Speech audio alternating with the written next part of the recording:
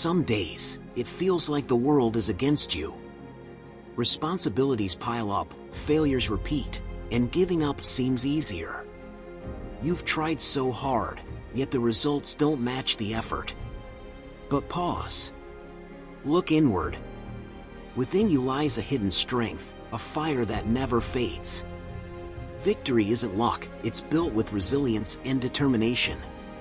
It's choosing to rise after every fall, facing challenges with courage, and moving forward with an unshakable heart. Stoicism teaches us that "I will win" isn't just a phrase, it's a mindset. It turns trials into growth and pain into power. What I'm about to share is real, lessons shaped by Stoicism and my own challenges. So, listen closely, absorb every word, and open your heart to this journey. Because you are ready to win. Let's begin. Number 1. Success requires hard work, not shortcuts. Alright, let's get real. Everyone loves the idea of shortcuts, those magical, hack your way to success tips that promise the world without making you break a sweat. They're seductive, aren't they? Work smarter, not harder. But let's be honest, success doesn't come gift-wrapped. It comes from effort, gritty, unrelenting effort. The hard truth is, you can't fake the grind. You can't cheat your way past the sweat equity. Success is built on the foundation of showing up every single day, whether you feel like it or not. There are no cheat codes to bypass the late nights, the early mornings, and the times when you're tempted to throw in the towel. Sure, shortcuts might look appealing in the moment. They dangle the idea of saving time, skipping steps, and getting there faster. But here's the catch: what you skip now, you'll pay for later. Every shortcut comes with a cost, and usually, it's your integrity, skills, or long-term success that takes the hit. Think about it, if success were as easy as following a quick fix, wouldn't everyone be crushing it? Wouldn't we all be living our dream lives already? The truth? Real success requires you to do the work no one else wants to do. It's grinding when the excitement wears off, and the work feels monotonous. It's staying disciplined when the world is screaming distractions at you. It's about pushing through when you're tired, bored, or unsure if your efforts will even pay off. Because they will, eventually. But only if you stick with it. Let's not sugarcoat this, hard work is uncomfortable. It's inconvenient. And sometimes, it's downright painful. You'll doubt yourself. You'll fail. And those failures might hit you harder than you expect. But every time you get back up, you become a little tougher. A little sharper. A little more prepared for what's next.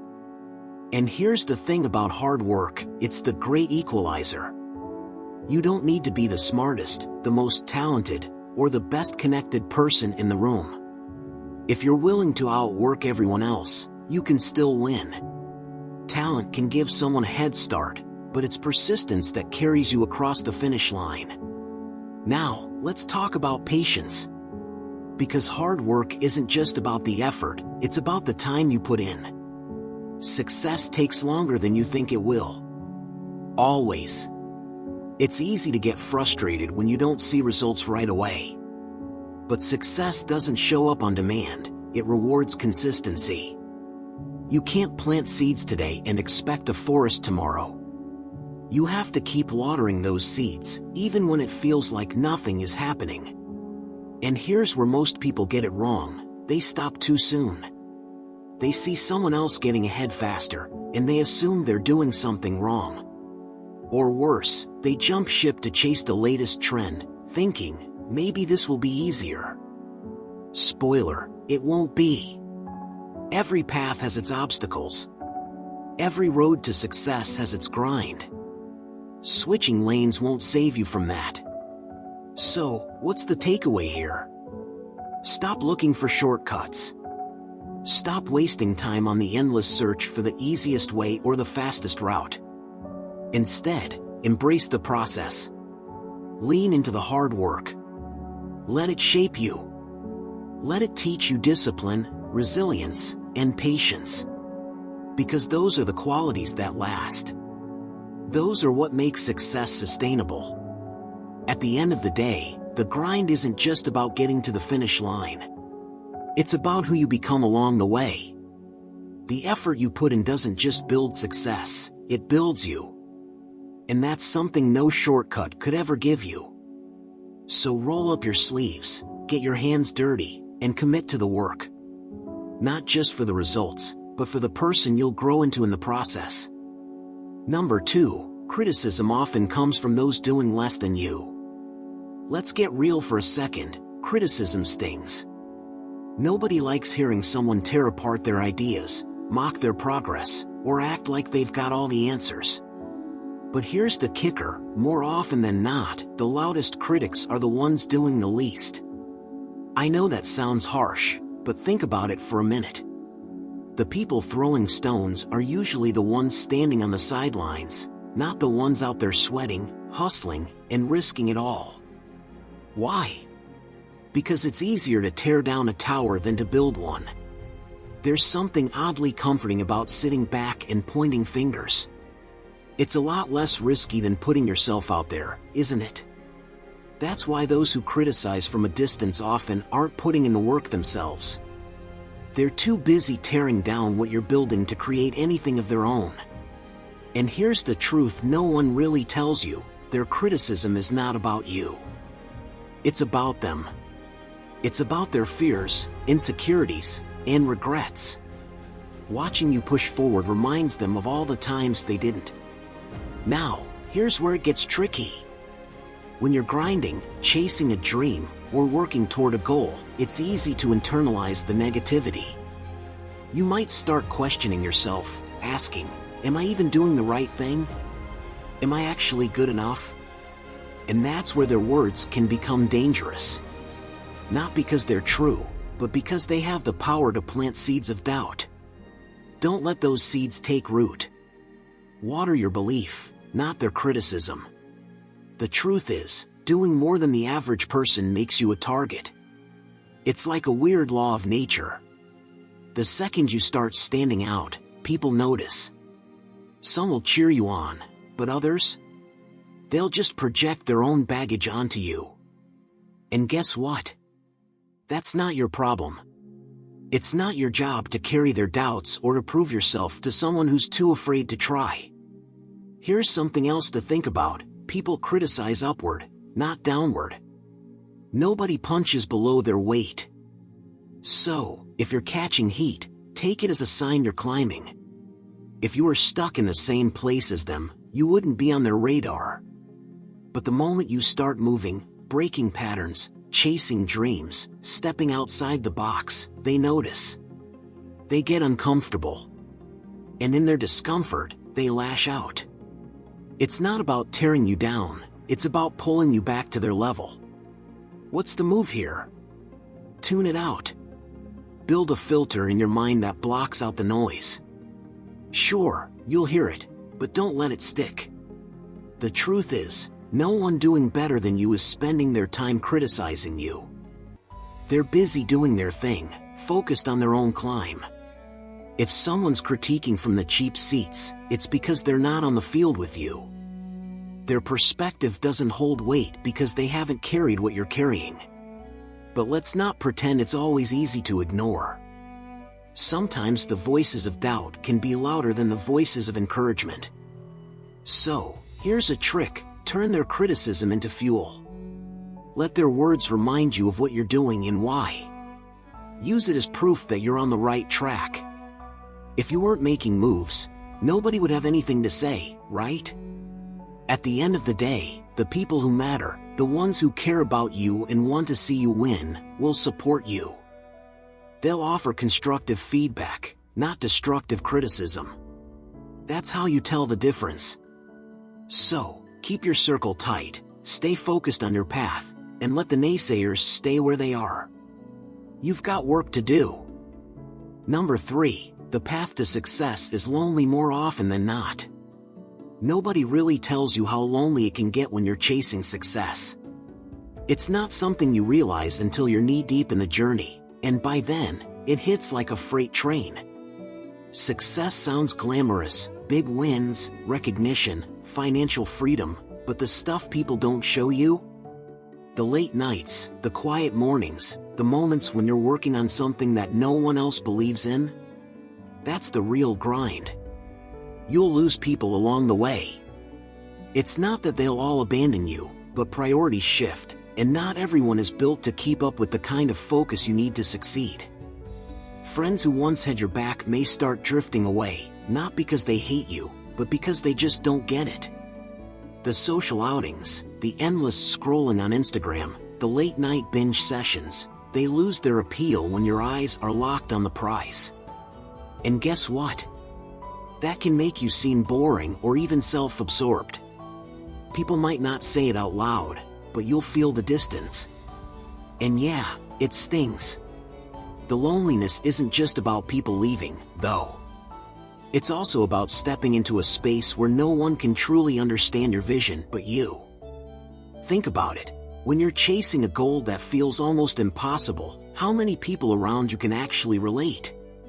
Not everyone gets what it's like to pour everything into something that might not pay off for months or years. Explaining why you're working 12-hour days or skipping that weekend party to work on your dream? It can feel like shouting into the void. So, you stop explaining. You start keeping it all to yourself. And the silence? It gets louder. Even the people who do stick around may not fully get it. They might support you in the way they know how, offering words of encouragement or checking in, but the depth of what you're going through? That's yours to carry. You can't expect someone who hasn't walked this path to understand how heavy it is. And honestly, that's okay. Part of succeeding is learning how to be your own cheerleader. You learn to clap for yourself in an empty room because sometimes, there's no one else there to do it. Here's the thing, the loneliness, while brutal, is also a kind of blessing. It forces you to become comfortable in your own company. When the noise fades and the distractions are gone, you're left with the rawest version of yourself. That's where growth happens. In those quiet moments, you discover what you're really made of. You realize that you don't need constant validation from others, and you stop seeking approval for your choices. You learn to trust your gut and your vision, even when the world doesn't seem to care. But make no mistake, it's not easy. There will be nights when you question everything. When you'll want to quit just so you can feel normal again. You'll crave the comfort of being surrounded by people who aren't constantly grinding. You might even envy them. But then you'll remember why you started. That spark, that reason you chose this path in the first place, will pull you back. Success demands sacrifices, and loneliness is one of them. It's the cost of stepping into a life that most people only dream about. While it can feel like a curse in the moment, over time, you'll see it differently. That solitude shapes you. It strips away the noise and distractions, leaving only what truly matters, your drive, your vision, and your grit. So, if you're feeling alone on your journey right now, know this, it's part of the process.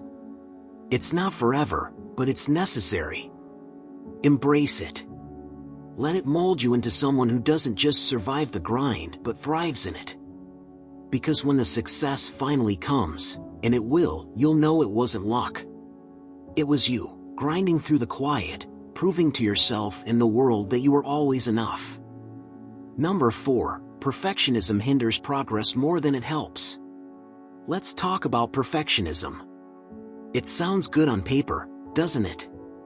Like something you'd brag about at a job interview. I'm a perfectionist, I just want everything to be flawless. But here's the brutal truth, perfectionism isn't your friend. It's not some badge of honor.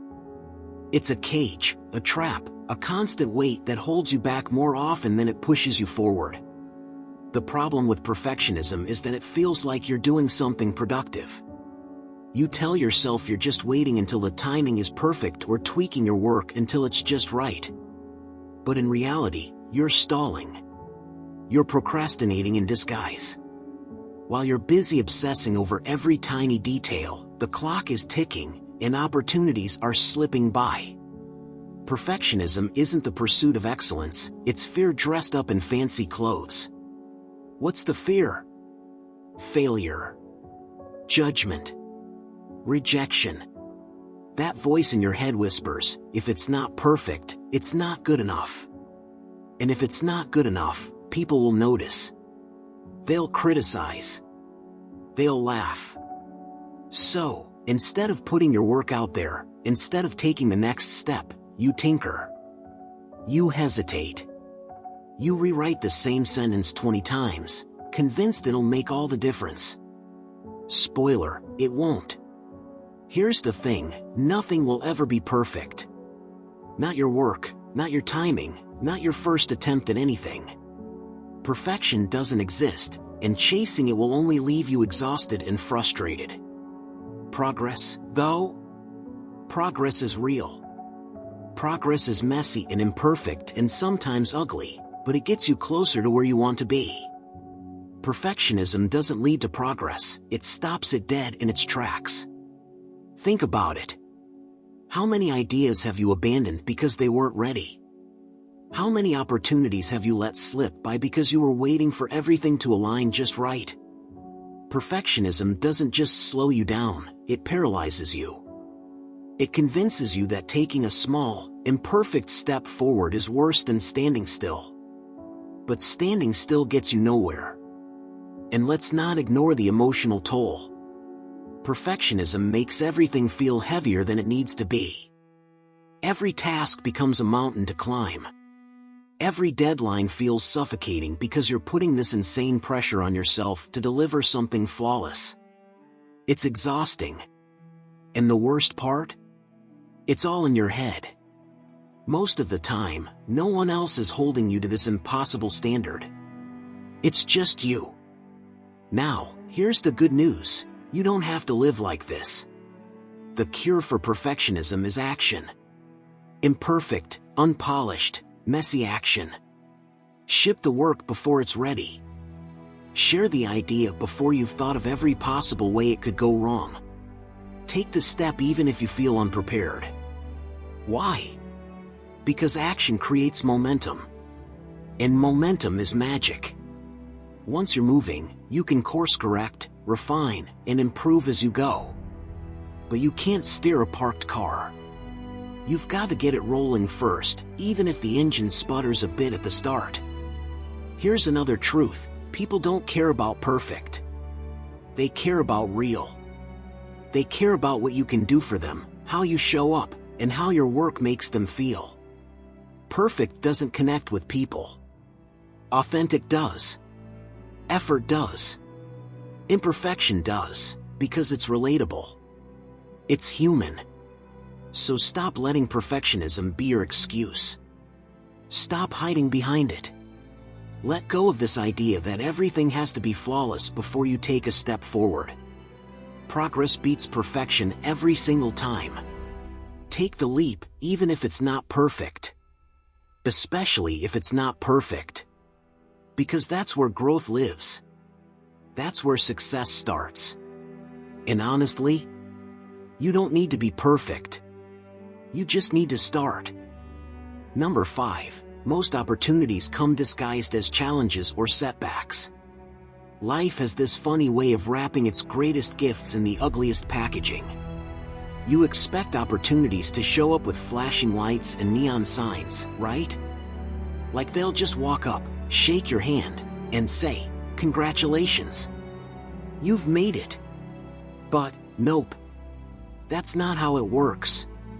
Most of the time, opportunities sneak in wearing the disguise of a problem, or roadblock, or even a flat-out disaster. They don't look like a golden ticket, they look like a giant mess you'd rather not deal with. But if you're sharp enough to look past the chaos, you'll see the chance hiding in the rubble. It's frustrating, though, isn't it? You're grinding, trying to get ahead, and then life throws a curveball. Suddenly, everything feels harder. Plans fall apart. Stress piles up. And you're sitting there wondering, why me? But here's the twist, those moments, they're not just random hardships, They're tests. Challenges that force you to level up, think differently, and grow into someone who can handle more. Think about it. If everything were easy, would you even appreciate the wins? Probably not. Easy is boring. It doesn't teach you anything. But when life slams you with a setback, you're forced to dig deep.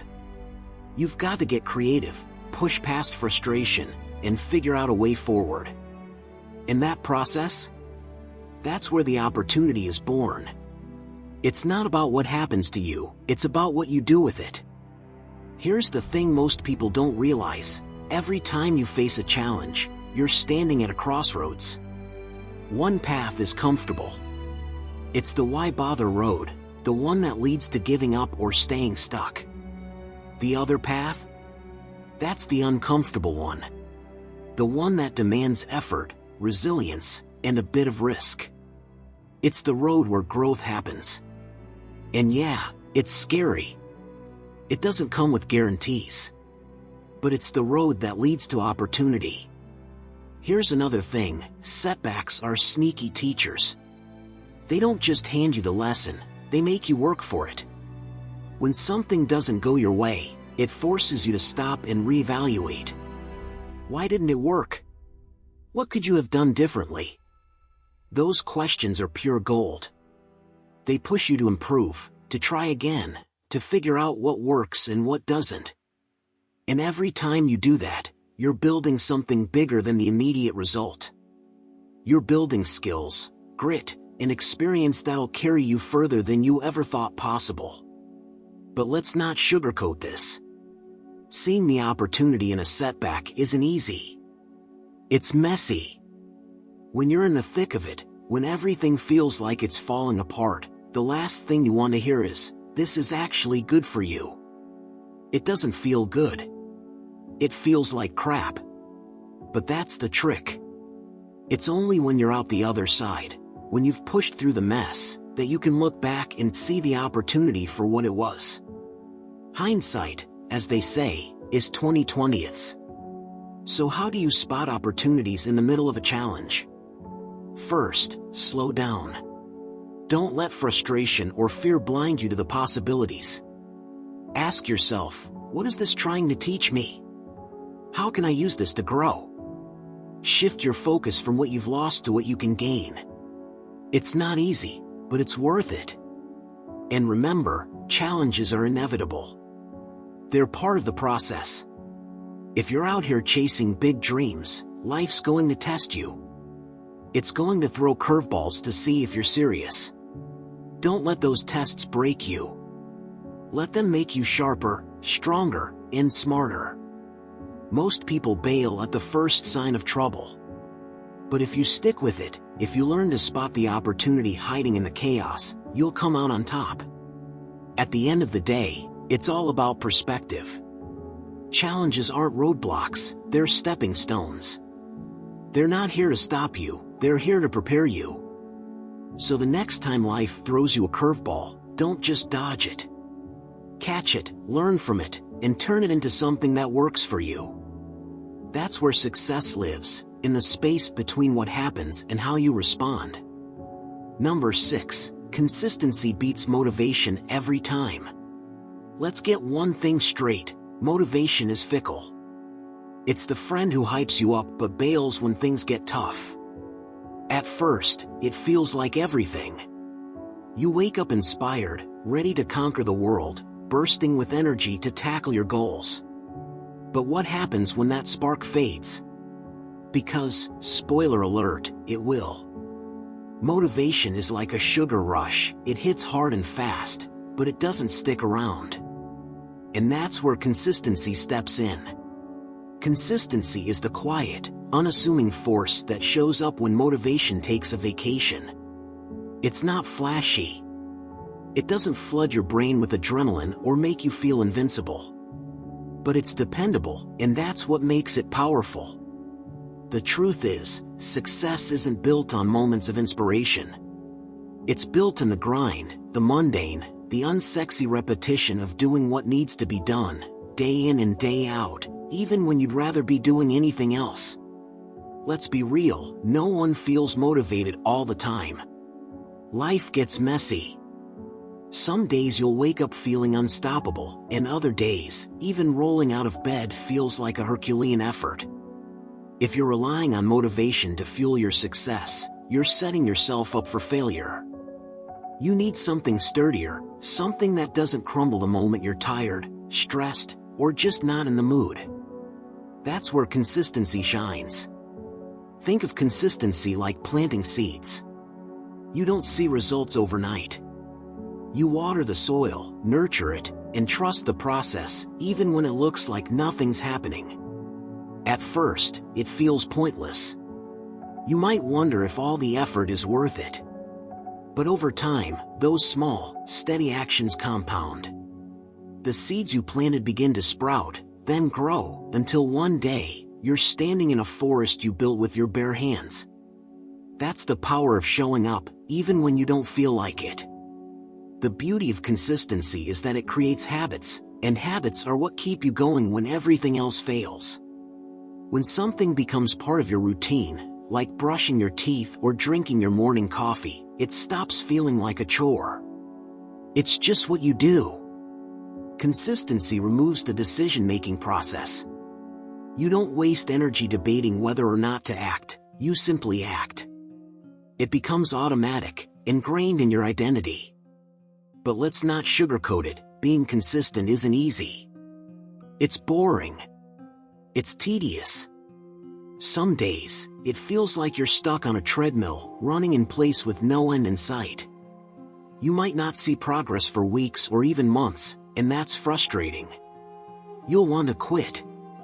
You'll start convincing yourself that maybe you're not cut out for this, that maybe success isn't in the cards for you. That's when consistency demands your faith. You have to trust that the work you're putting in will pay off, even when you don't have immediate proof. Here's the secret, though, consistency creates its own kind of momentum. The more you show up, the easier it gets. Each small win builds on the last, and before you know it, you've built a foundation so solid that it doesn't crumble under pressure. It's not about being perfect every day, it's about being present every day. Even on your worst days, showing up and doing something, no matter how small, keeps the wheels turning. Motivation might light the fire, but consistency keeps it burning. It's the fuel that powers you through the long haul, the glue that holds your goals together when life gets messy. Success doesn't care about how inspired you felt on day 1, it cares about what you did on day 100, day 500, day 1000. So, if you're waiting for motivation to strike before you start, stop waiting.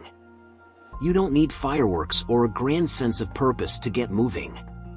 What you need is the grit to show up on the days when you feel like crap, the discipline to stick with it when it feels pointless, and the patience to trust that every small effort is building something bigger. Because in the end, motivation might get you started, but consistency is what gets you across the finish line.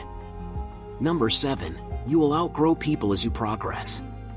Here's a tough pill to swallow. Not everyone will stay with you on your journey to success. It's a harsh truth, and honestly, it sucks. But as you grow, evolve, and chase your dreams, you'll find that some people in your life just don't fit anymore. And that's okay. Painful? Sure. Necessary? Absolutely. See, growth is like climbing a mountain. At the bottom, there's a big crowd, it's lively, fun, and familiar. But as you start climbing, as you push higher, the crowd thins out. Some people don't want to climb. Others can't handle the altitude. They'll stay where they're comfortable, while you keep pushing upward. And you can't drag them along, no matter how much you might want to. Here's the thing, growth demands change. And change is uncomfortable, not just for you, but for the people around you. When you start leveling up, it can make others feel left behind or even threatened.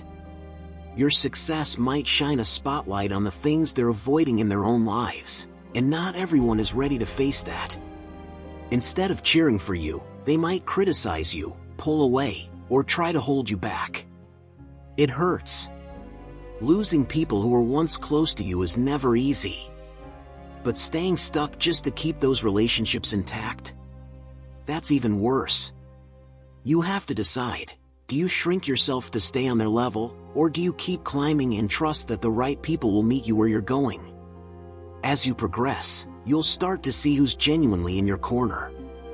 Some people will celebrate your wins, no matter how much you change or how far you go. They're rare, but they're gold. Others, though, they'll subtly, or not so subtly, try to keep you in a box. They'll remind you of who you used to be, who they want you to be, because your growth makes them uncomfortable. These are the people you'll outgrow. And listen, outgrowing someone doesn't mean you're better than them. It doesn't mean you love them any less. It just means you're on different paths now. Sometimes, those paths cross again down the road. Sometimes, they don't. Either way, you have to respect your journey enough to let go of anything, or anyone, that's holding you back. It's not just about negativity, either. Even supportive relationships can feel mismatched as you grow.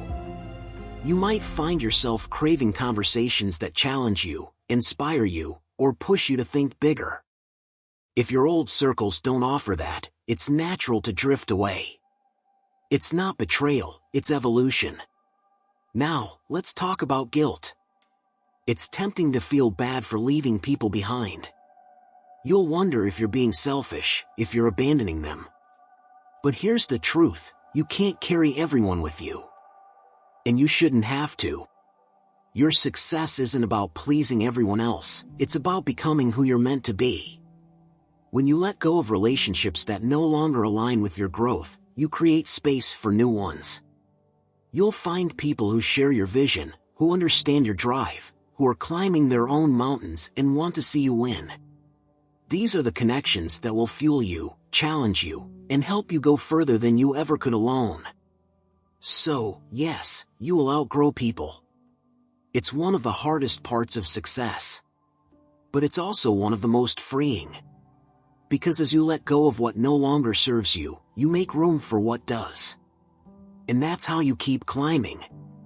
That's how you reach the summit. Don't cling to the past out of fear. Trust that your growth will lead you to the right people, the right opportunities, and the right future. Keep climbing. Keep evolving. And let the rest fall away. Number 8, time is your most valuable resource. Let's get something straight right now. Time is the ultimate currency. Not money, not connections, not fancy gadgets or shiny things, time. Once it's gone, it's gone. No refunds, no do-overs, no begging the universe for an extra hour. That's why it's the most valuable resource you'll ever have. And yet, most people treat it like it's endless. Spoiler alert, it's not. Think about it. Every second that ticks by is a piece of your life slipping through your fingers. But here's the tricky part, time doesn't always feel valuable in the moment. It's sneaky like that. It disguises itself as plenty. You look at your day and think, I've got time later, so you waste it. Scrolling, procrastinating, zoning out. Then suddenly, later is staring you in the face, and you're scrambling, trying to make up for all the time you let slip away. Sound familiar? Here's the brutal truth nobody likes to admit. Most people don't value their time until they're running out of it. It's like water, you don't realize how precious it is until you're thirsty. But the thing about time is that you never know how much of it you really have. And that uncertainty? It's both terrifying and motivating, depending on how you choose to look at it. Now, don't get it twisted. Valuing your time doesn't mean packing every second with productivity or grinding yourself into the ground. That's not the point. It's about intention. Are you spending your time in ways that align with what you really want? Or are you letting it drift away on things that don't matter? Be honest with yourself here, because the clock doesn't care about your excuses. And let's talk about distractions for a second. Oh, they're everywhere. Your phone, your notifications, the endless stream of content designed to suck you in and keep you there. The world is practically begging you to waste your time. And you know what? It's up to you to fight back. To say no to the things that don't serve you. To guard your time like it's the treasure it is. Because if you don't, someone else will happily spend it for you. But it's not just about avoiding distractions. It's also about focus. Are you clear on what matters most to you? Do you know what you're working toward?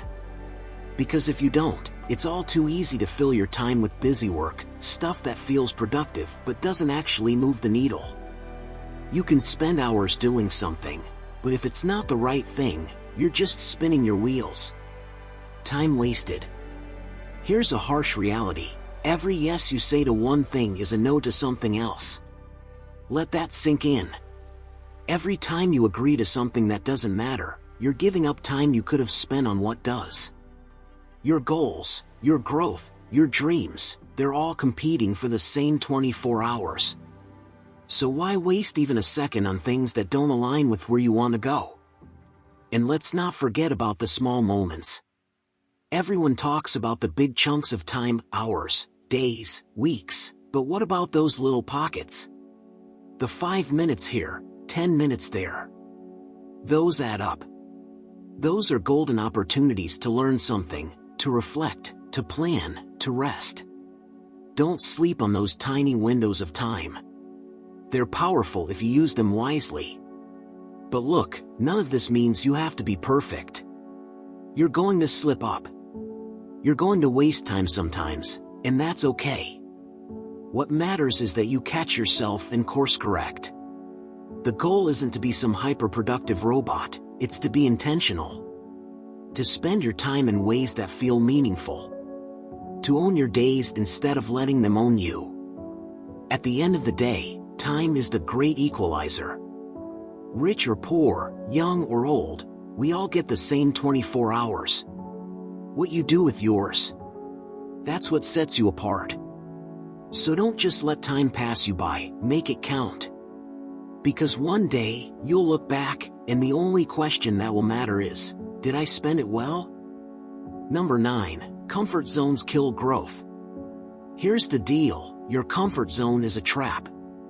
It feels good, right? Safe, predictable, easy. Nothing shakes you up too much when you're in it. But guess what? That's the problem. Growth doesn't live there. It can't. It suffocates in the stillness, shrivels up in the monotony. The comfort zone is a cozy prison, and the longer you stay, the harder it gets to leave. Think about it, when was the last time you truly pushed yourself? Not just dipped your toe into something slightly uncomfortable, but really jumped into the unknown? Probably not recently, if you've been wrapped in the warm blanket of what's familiar. And hey, no judgment. We all cling to comfort.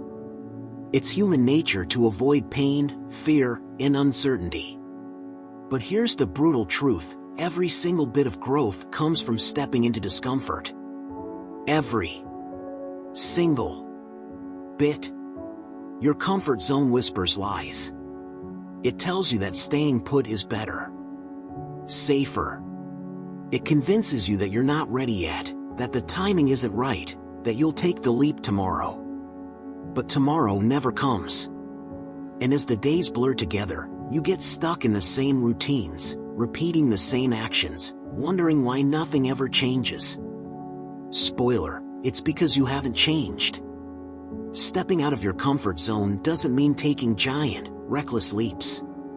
It's not about turning your world upside down overnight. Growth comes in layers, one uncomfortable step at a time. Maybe it's having that tough conversation you've been avoiding. Or taking on a project that feels just a little too big for you. Or waking up earlier to work on your goals when every fiber of your being wants to stay in bed. It's not glamorous, but it's necessary. And let's not sugarcoat it, getting out of your comfort zone feels awful at first. Your brain screams at you to stop. Your heart races, your palms sweat, and everything in you begs to run back to safety. But here's the wild part, those feelings? They're proof that you're on the right track. That tension, that unease, it's your mind stretching, expanding, learning to handle more than it thought it could. It's uncomfortable, but it's also where the magic happens. You don't grow by staying where it's easy. You grow by doing the hard, awkward, scary things. By embracing the discomfort instead of running from it. Sure, there will be failures. Embarrassment. Maybe even a little humiliation. But every stumble teaches you something. Every misstep strengthens you. Growth is messy, but that's what makes it real. The truth is, your comfort zone doesn't just stall your growth, it shrinks your potential. The longer you stay, the smaller your world gets. You start saying no to opportunities because they feel risky. You stop dreaming big because big feels impossible. You settle for good enough because reaching for more feels dangerous. Before you know it, you're living a life that's not even close to what you wanted, all because you were too scared to step into the unknown. But here's the thing, the discomfort doesn't last forever. What feels terrifying today becomes normal tomorrow. The edges of your comfort zone stretch a little further each time you push them, and eventually, things that once felt impossible start to feel manageable. Then they feel easy. And then, one day, you realize you've grown into someone you didn't even know you could be. So, what's it going to be? Are you going to stay in the bubble, watching life pass you by, wondering what could have been? Or are you going to take the leap, knowing it might be scary, knowing it might be hard, but also knowing it's the only way to become the person you're meant to be? Growth doesn't come from comfort. It never has, and it never will. If you want more from life, you've got to make peace with discomfort. Embrace it. Lean into it. Let it teach you, stretch you, shape you. Because outside your comfort zone, that's where life begins. Number 10, failure is inevitable, but quitting is optional. Let's not sugarcoat it, failure is going to happen. It's not a maybe or a what if. It's a guarantee. At some point on your path to success, you're going to stumble, fall, and probably faceplant harder than you thought possible. It's brutal. It's messy. But it's also necessary. Because failure isn't the end of the road, it's part of the process. Now, before you roll your eyes at yet another failure as a learning opportunity speech, hear me out. Failure isn't fun. It doesn't feel like a gift when you're in the middle of it. It feels like a gut punch, like the universe just threw you a curveball and laughed while you missed. But here's the thing, failure only defines you if you let it. It's not the failure itself that matters, it's what you do after. And this is where most people get stuck. They hit a wall, and instead of climbing over it, they sit down and start decorating it. They let failure become a permanent stop instead of a detour. Why? Because quitting feels easier. Safer. The temptation to give up is real, failure messes with your head. It whispers lies like, you're not good enough. This isn't for you. Maybe you should just stop before it gets worse. But quitting? That's the real failure. That's the only failure that lasts. When you quit, you lock the door on any chance of turning things around.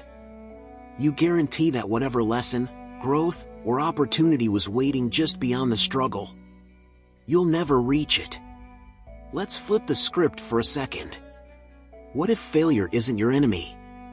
What if it's your training ground? Think about it, every time you fail, you learn something. Sometimes it's painfully obvious, like, wow, I should never do that again.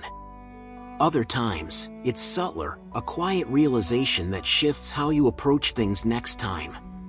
Failure sharpens you. It makes you tougher, smarter, more resilient. But only if you're willing to keep going. And no, this doesn't mean ignoring the pain. Failure stings. It bruises your ego and shakes your confidence. You're allowed to feel that. You're allowed to be frustrated, disappointed, even angry. But you're not allowed to stay there. Feel it, process it, and then get back to work. Because quitting? That's not an option. Let's talk about the myth of the perfect plan. So many people think they can avoid failure by planning better, by calculating every risk, by waiting until everything aligns perfectly. Spoiler alert, perfection doesn't exist. No matter how much you prepare, life will throw you curveballs. You'll face setbacks you didn't see coming. And that's okay. Success isn't about avoiding failure, it's about adapting when it shows up. Here's the truth, failure is proof that you're trying. That you're putting yourself out there. That you're daring to do something bigger than what's comfortable or easy. People who never fail. They're not playing the game. They're sitting on the sidelines, watching the rest of us get knocked down and get back up again. You're in the arena. That alone makes you stronger than most. So, what's the takeaway here? Stop fearing failure and start embracing it. Expect it. Learn from it. Use it as fuel. And most importantly, refuse to let it stop you. The only way to truly fail is to quit. Everything else? That's just part of the story. Success isn't about being flawless or getting it right on the first try. It's about persistence, grit, the ability to stand up after every fall and say, "I'm not done yet." You can't control whether you fail, but you can control whether you quit. And as long as you keep going, you're still in the game. So, when failure comes, and it will, don't let it break you. Let it build you. Because quitting is a choice. And you? You're not here to quit. You're here to win. Success isn't for the faint of heart, but you have what it takes to thrive, even when the odds are stacked against you. In the next section, let's discuss lessons that help you stay strong when you are about to give up. Number 1, embrace adversity as a teacher. Let's talk about adversity. It's the thing nobody wants, but everybody gets. You know, those moments where life feels like it's dumping all its weight on your shoulders, daring you to crumble. But here's the thing, what if adversity wasn't your enemy? What if it was your teacher, showing up uninvited to hand you some of the most valuable lessons you'll ever learn? It's tough to see it that way when you're in the middle of the storm. Pain, frustration, and setbacks don't come wrapped in a pretty bow.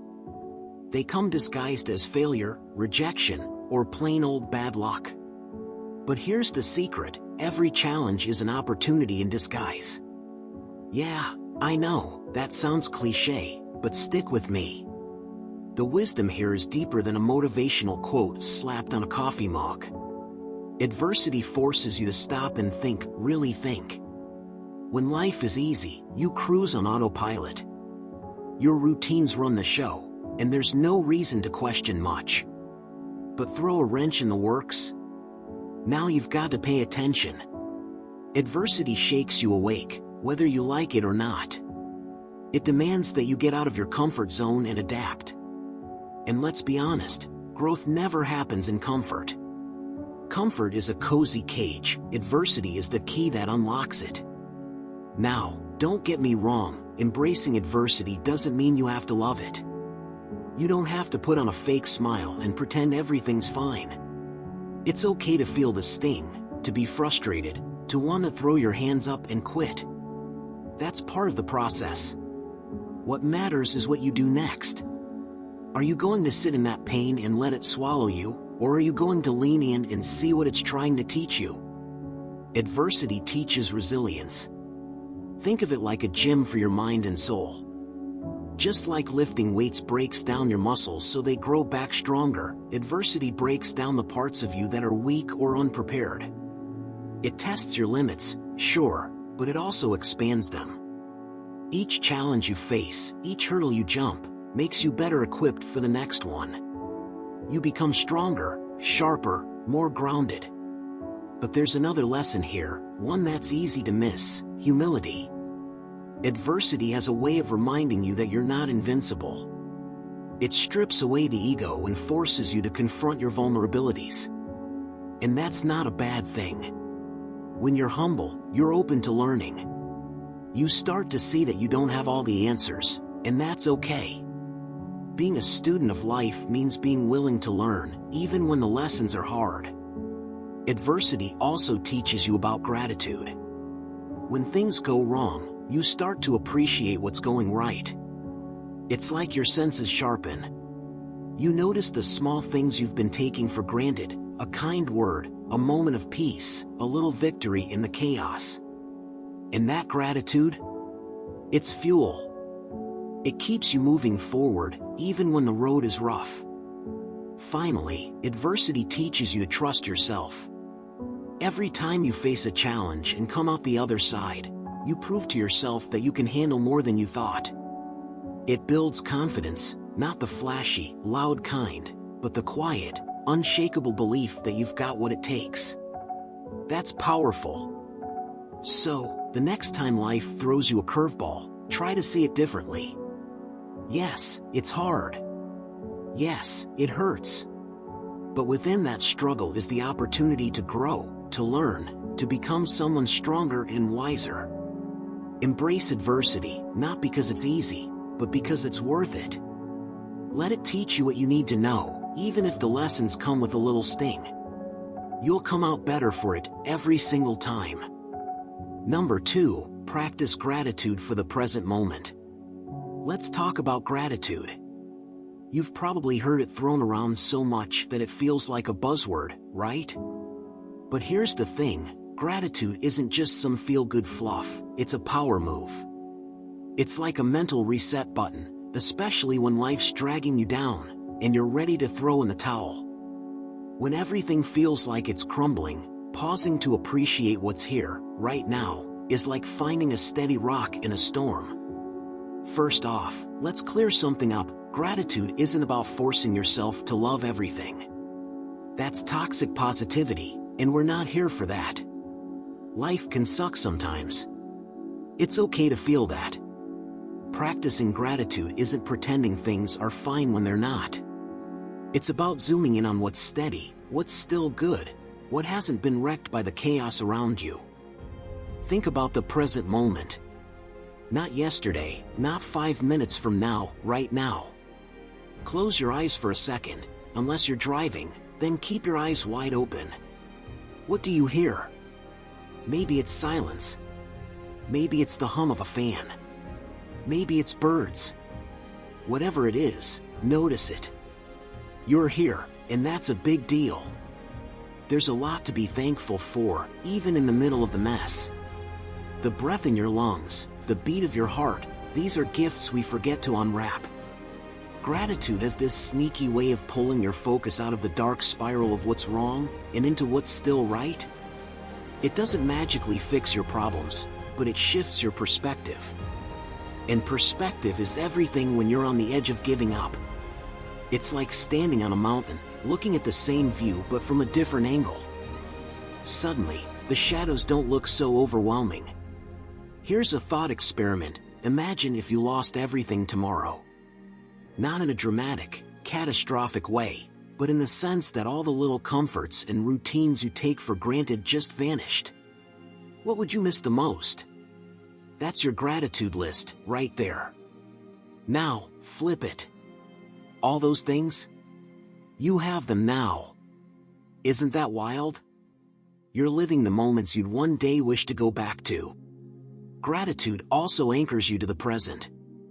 And the present? That's where your power lives. You can't change the past, it's done. You can't control the future, it's a mystery. But this moment? This is yours.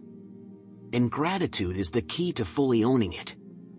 When you're grateful, you're not stuck in the regrets of yesterday or paralyzed by the fears of tomorrow. You're here, fully alive, in the now. That's where strength grows. And let's be real, sometimes, gratitude is hard. Some days, it feels impossible to find even one thing to be thankful for. That's okay. Start small. Start ridiculously small. I'm grateful for this cup of tea. I'm grateful for this comfy chair. I'm grateful for the fact that I woke up today. Don't judge it. Don't overthink it. Just let it be. Gratitude doesn't have to be grand, it just has to be honest. Here's the beauty of it, gratitude is contagious. The more you practice it, the more it spreads. Suddenly, you'll notice things you used to overlook. The warmth of the sun on your skin. The way your favorite song makes you feel. Even the mundane can feel extraordinary when seen through the lens of appreciation. So, the next time you feel like giving up, pause. Breathe. Look around. Find one thing, just one thing, you're grateful for in this very moment. It might not solve all your problems, but it will remind you that there's still beauty in the chaos, still light in the dark. And sometimes, that's enough to keep going. Gratitude isn't about ignoring the hard stuff, it's about finding the strength to face it. One moment at a time. Number 3, keep your emotions in check. Alright, let's talk about emotions, those messy, unpredictable little things that seem to take over when life gets tough. One moment you're calm, collected, and ready to conquer the world, and the next, you're spiraling into frustration, sadness, or even anger. And when you're on the verge of giving up, emotions can feel like the final blow, pushing you over the edge. But here's the kicker, emotions don't have to control you. Think about it. How often do we make decisions we regret because we acted on pure emotion? It's not about suppressing your feelings like some unfeeling robot, it's about understanding them, stepping back, and deciding how much power you're willing to give them. The Stoics believed emotions are just data, not commands. They're signals, yes, but they don't get to drive the car unless you hand over the keys. Now, keeping your emotions in check doesn't mean you ignore them or shove them into some imaginary box labeled "deal with later." Ignoring your feelings is like ignoring a fire alarm. Sure, the noise stops, but the fire's still burning. Instead, acknowledge your emotions. Name them. Say, "I feel overwhelmed," or "I feel frustrated." It's weirdly powerful. The act of naming what you feel creates just enough distance for you to step out of the chaos and into clarity. Here's a trick, when emotions start to bubble up, pause. Seriously. Stop whatever you're doing, even if it's mid-rant or mid-tear. Breathe in for a count of 4, hold it for 4, and exhale for 4. It's like hitting the reset button on your brain. This isn't just some fluffy self-help advice, it actually gives your rational brain time to catch up to your emotional brain.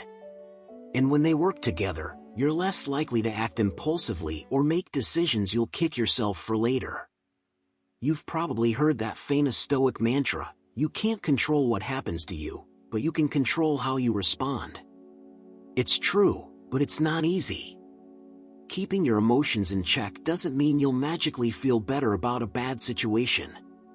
No, it means you'll respond in a way that aligns with your values and goals instead of letting your emotions hijack the moment.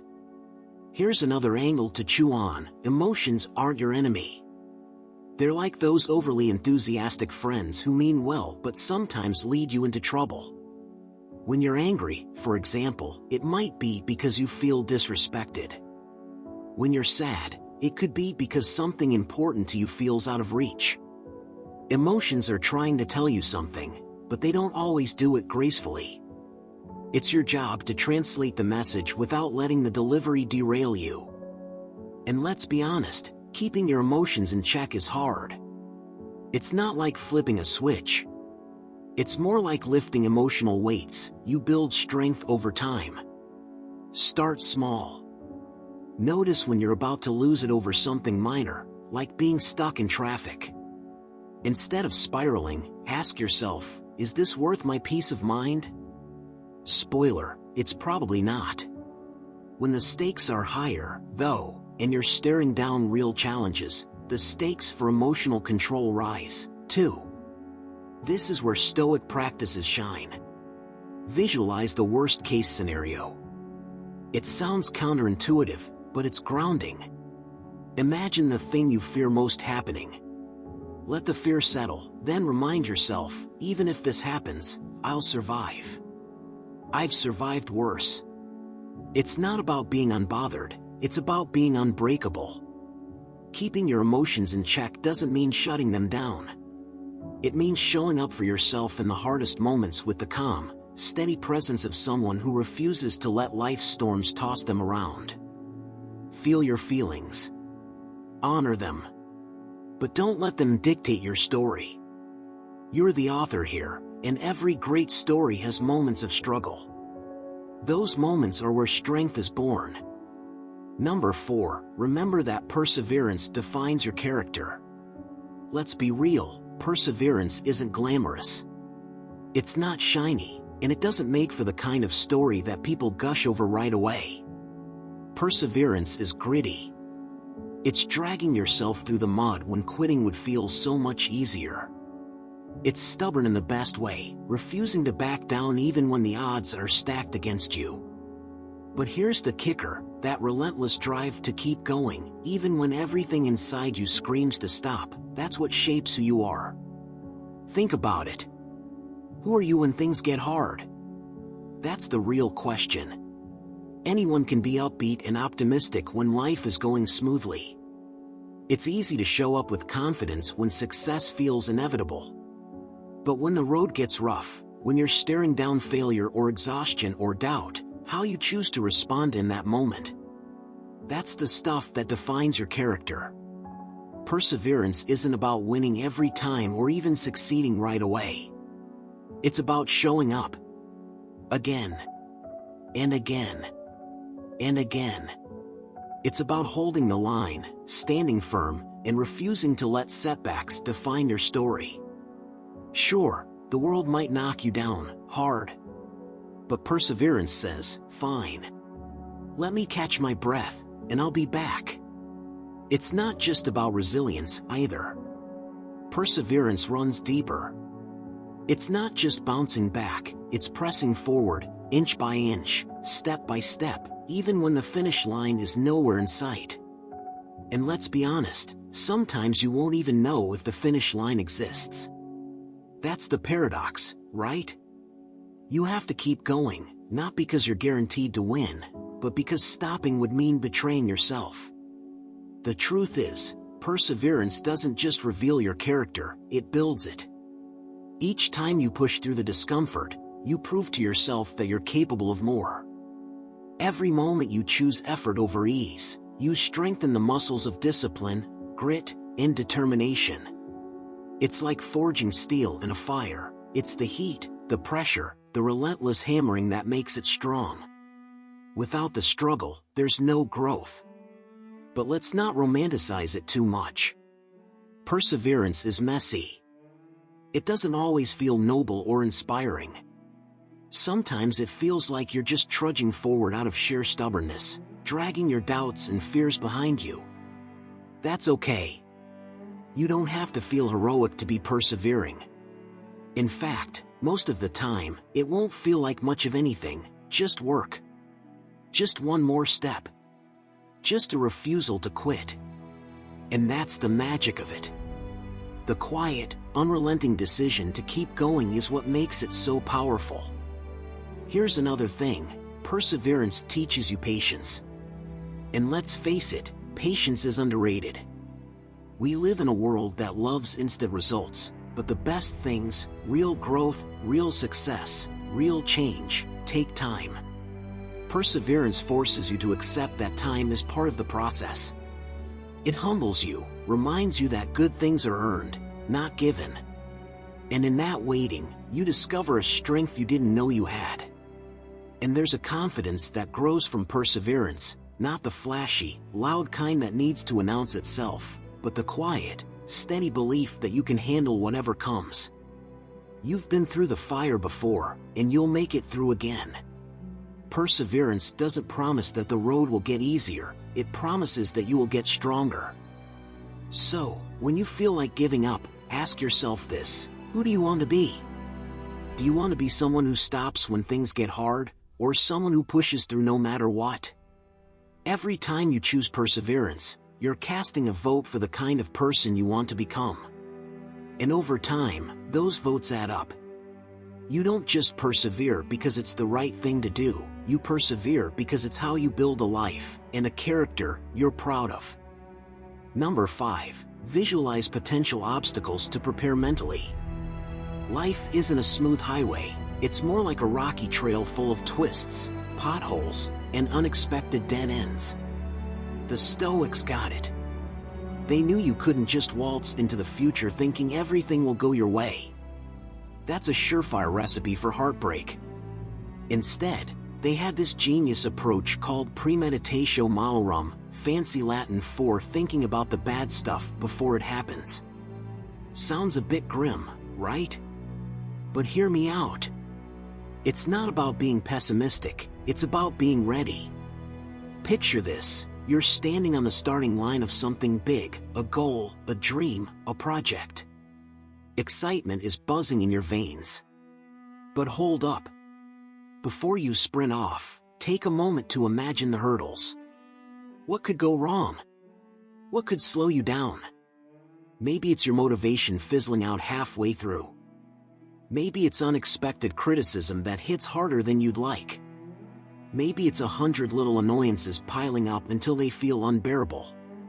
Don't just glance at these possibilities. Dive in. Play them out in your mind like a movie, scene by scene. Why do this? Because when you see the obstacles coming, they're less likely to knock you off balance.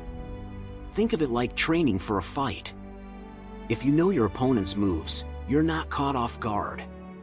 The mental punches land softer. You've rehearsed your response. You're ready to pivot. Now, here's where it gets interesting. This exercise isn't about fixating on failure. It's about learning how to dance with it. When you visualize the hard stuff, you're not just imagining problems, you're also imagining solutions. You're creating a mental toolbox. If this happens, then I'll do that. If plan A goes sideways, there's a plan B waiting in the wings. And plan C, if it comes to that. You're stacking the deck in your favor. But don't stop there. Visualization isn't just a mental rehearsal, it's an emotional one, too. Ask yourself, how will I feel when these obstacles show up? Frustrated? Discouraged? Maybe even angry? Let those emotions bubble up. Feel them. Then, imagine yourself handling them like a pro. Picture yourself staying calm, composed, unshaken. You're teaching your mind to respond with resilience instead of panic. Now, you might be thinking, won't this make me more anxious? Fair question. But here's the thing, fear thrives in the unknown. When you've already mapped out the potential pitfalls, they lose some of their power. They're no longer shadowy monsters lurking in the dark. They're just challenges you've already thought about. And challenges? Those you can handle. Another cool thing about this practice is that it makes success feel earned. When you anticipate the tough spots and face them head-on, the victory at the end tastes so much sweeter. It's not just a win, it's a win you fought for, prepared for, deserved. And that's the kind of success that sticks with you. Keep in mind, though, this isn't about getting stuck in the negative.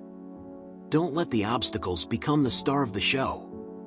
They're just supporting characters in the bigger story of you crushing your goals. Spend time visualizing the challenges, sure, but spend even more time imagining yourself overcoming them. See yourself pushing through, finding solutions, and coming out stronger on the other side.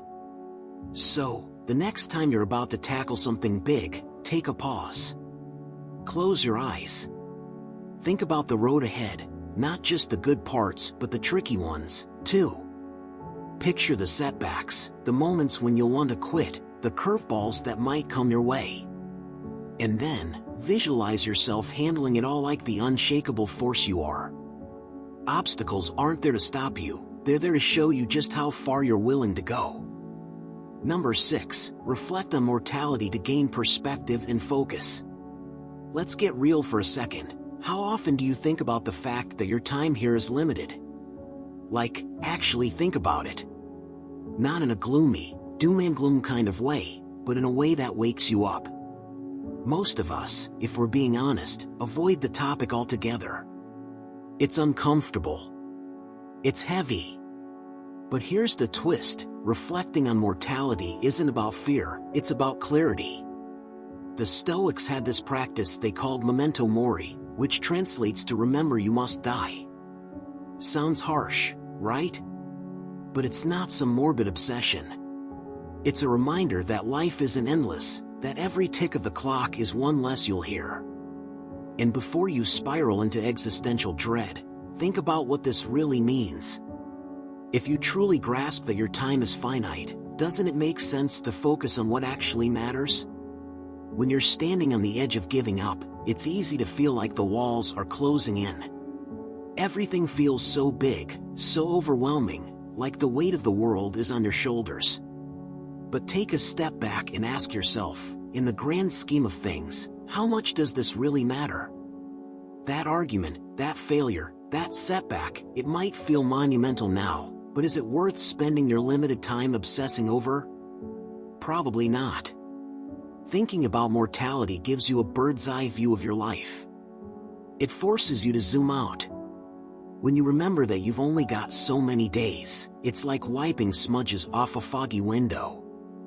Suddenly, you see what's important: the people you love, the goals that light you up, the experiences you want to savor. Everything else? Noise. Here's the thing, though, reflecting on mortality doesn't mean walking around in a constant state of YOLO. It's deeper than that. It's about aligning your actions with what you truly value. When you remember that time is slipping through your fingers, you start cutting out the fluff. You stop wasting energy on things that don't serve you, and you start showing up fully for the things that do. But let's get real, thinking about death isn't always easy. It can stir up some heavy emotions. That's okay. Lean into that discomfort. It's there to teach you something. When you face the reality of your mortality, you're forced to confront the parts of your life you've been avoiding. Are you spending your time wisely? Are you chasing things that genuinely fulfill you, or are you stuck in a loop of distractions and obligations? These questions can be uncomfortable, sure, but they're also the ones that spark real change. And when the going gets tough, when you're ready to throw in the towel, remembering your mortality can be the jolt you need to keep going. Think about it, if this life is the only one you've got, don't you owe it to yourself to make it count? Don't you owe it to yourself to push through the hard moments so you can experience the beauty on the other side? It's not about living every day like it's your last. That's unrealistic and honestly exhausting. It's about living with intention. It's about reminding yourself that the clock is ticking, not as a threat, but as motivation. Every minute you spend doubting yourself or dwelling on setbacks is a minute you'll never get back. So, when you're tempted to give up, pause. Take a deep breath and remind yourself, this moment won't last forever, and neither will I. Use that thought as fuel. Let it sharpen your focus, strip away the nonsense, and guide you back to what really matters. Because at the end of the day, the fact that life is finite isn't something to fear, it's something to celebrate. It's what makes every step, every choice, and every victory so incredibly precious. Number 7. Understand the fleeting nature of recognition and praise. Let's get something straight, chasing recognition and praise. It's a never-ending treadmill. It might feel good in the moment, getting that nod of approval, hearing someone tell you well done. But how long does that feeling actually last? A few minutes? Maybe an hour? And then what? You're right back where you started, looking for the next hit, the next validation to keep you going. The truth is, recognition is like smoke. It looks solid from a distance, but when you try to grab it, it slips right through your fingers. Praise can be addictive like that. and the danger is that it can trick you into thinking it's the goal. It's not. The real goal is bigger, deeper, more meaningful than someone else's applause. Recognition is just the garnish on the plate, not the meal itself. Here's the thing, praise is not under your control. Think about it. People's opinions shift like the wind, and trying to keep up with them is exhausting. One day you're on top of the world, and the next, someone finds something else, or someone else, to celebrate. If your motivation comes from outside approval, you're handing over the reins of your happiness to forces you can't predict or control. Why would you do that to yourself? Now, this doesn't mean praise is bad or that you should reject it outright. It's okay to enjoy it. It's okay to feel good when someone recognizes your hard work or achievements. The problem comes when you let it define you. If your sense of worth is tied to how much recognition you get, you're building a house on shaky ground. One bad day, one moment where the applause fades, and suddenly, you're questioning everything. What the Stoics teach us is that real strength comes from focusing on what's within your control. And guess what? Recognition isn't on that list. Your actions, your effort, your dedication, those are the things you own. Those are the things that matter. When you understand that, the need for praise starts to lose its grip on you. Let's be honest, though. It's not easy. We're wired to seek approval. It feels good to be seen, to be acknowledged. That's natural. But here's where the shift happens. Instead of craving recognition, you learn to create your own validation. You set your standards. You decide what success looks like for you, and you work toward that. Not for the applause. Not for the likes or the comments or the pats on the back. But because it's what matters to you. And here's the beauty of it. When you let go of the need for recognition, you free yourself. You stop performing for an audience and start living authentically. You stop asking, "What will people think?" and start asking, "What do I think?" That's a powerful place to be. The fleeting nature of recognition also teaches you something important about perspective. If the praise is temporary, so are the criticisms. The same people who might overlook your efforts today might celebrate you tomorrow, and vice versa. So why let their opinions dictate your journey? Life is too short and too unpredictable to give that kind of power to anyone else. At the end of the day, recognition and praise are just noise. They're the background chatter of life, not the main event. The real work happens in the quiet moments, when no one is watching, when it's just you and your effort. That's where character is built. That's where strength is forged. Recognition might come, and it might go, but the value of what you do, of who you become in the process, will always be yours. So, remind yourself, the goal isn't to be noticed. The goal is to be proud of the work you've done, to know in your heart that you gave it your all. Recognition fades. Character lasts. Choose wisely. Number 8, build a strong inner fortress of values and principles. Life has this uncanny way of testing you when you least expect it. One moment, you're cruising along, and the next, it feels like everything is crumbling. The Stoics knew this all too well, and they had a timeless response: fortify your inner self. Think of your values and principles as the foundation of an unshakable fortress, one that stands tall no matter how fierce the storm. Without it, you're like a house of cards, one gust, and it's game over. So, what does it mean to build an inner fortress? It's about knowing who you are and what you stand for. Sounds simple, right? But let's be real, how often do we actually sit down and ask ourselves, what do I truly believe in? Most of us are too caught up in the noise of the world to reflect on these deeper questions. But here's the catch: if you don't define your values, life will do it for you, and trust me, you don't want to live by someone else's script. Start with this: what's non-negotiable for you? Integrity? Kindness? Perseverance? Write it down, let it sink in, and let it guide you. Your values should be like the roots of a mighty tree, deep, unwavering, and the source of your strength when the winds of life try to uproot you. But let's get practical. Building an inner fortress isn't just about listing virtues like it's some self-help checklist. It's about living them. If you say you value honesty, then speak the truth, even when it's hard. If you believe in resilience, don't just nod at the word, practice it when life feels like quicksand.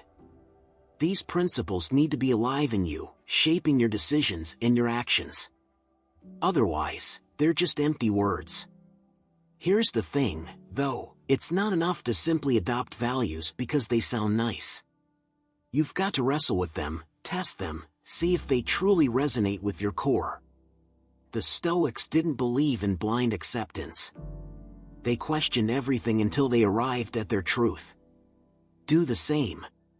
Reflect. Challenge. Evolve.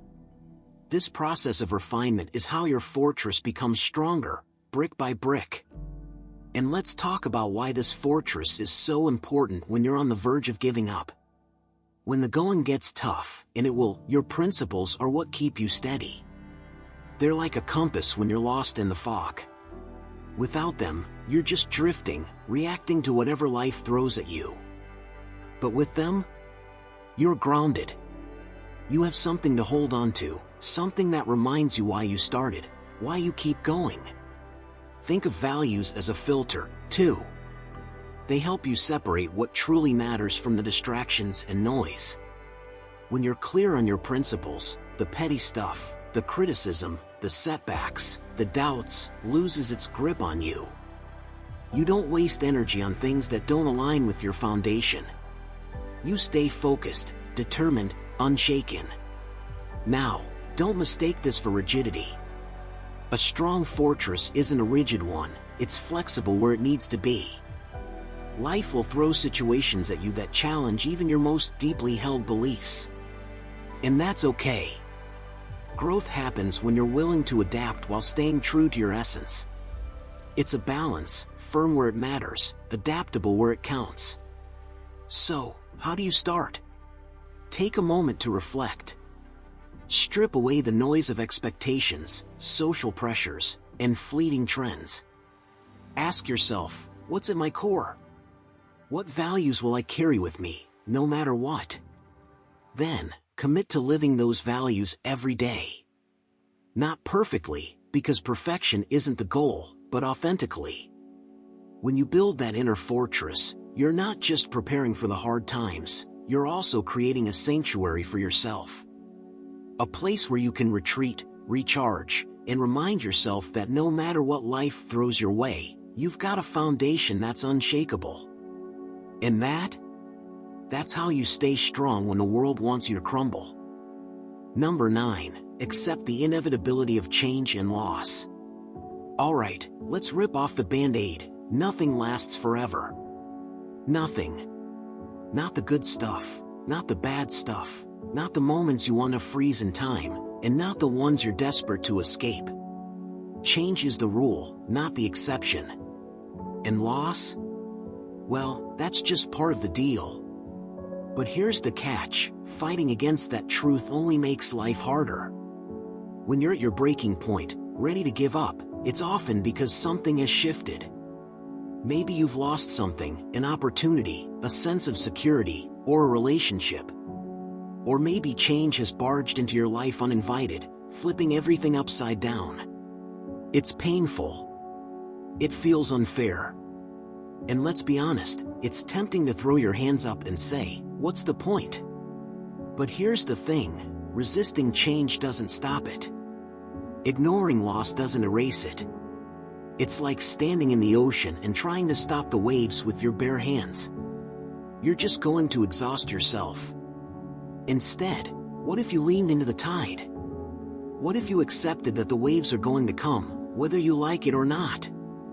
Now, don't get me wrong. Accepting the inevitability of change and loss doesn't mean pretending it doesn't hurt.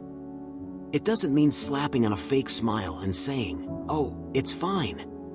No, It's about acknowledging the pain without letting it paralyze you. It's about realizing that loss is part of the human experience, not some personal vendetta the universe has against you. The Stoics had this idea called amor fati, which means love your fate. Not just tolerate it. Love it. That's a tall order, isn't it? Loving the things that disrupt your plans or break your heart? It sounds impossible. But it's not about being happy when things fall apart, it's about finding meaning in the chaos. It's about seeing every twist and turn, even the painful ones, as part of the bigger story. Change is scary because it's unpredictable. Loss is devastating because it feels final. But here's the paradox, both of these things also create space. When something ends, something else begins. When life shifts, it opens doors you didn't even know were there. The Stoics weren't saying you should celebrate loss or dance in the face of change. They were saying you should trust that these things have a purpose, even if it's not immediately clear. Let's flip the script for a second. Imagine a world where nothing ever changed. Everything stayed exactly the same, frozen in time. Sounds peaceful, right? But think about it, no growth, no surprises, no new chapters. Life would be flat, stagnant, and, frankly, kind of boring. Change, as painful as it can be, is what keeps things moving. It's what keeps life interesting.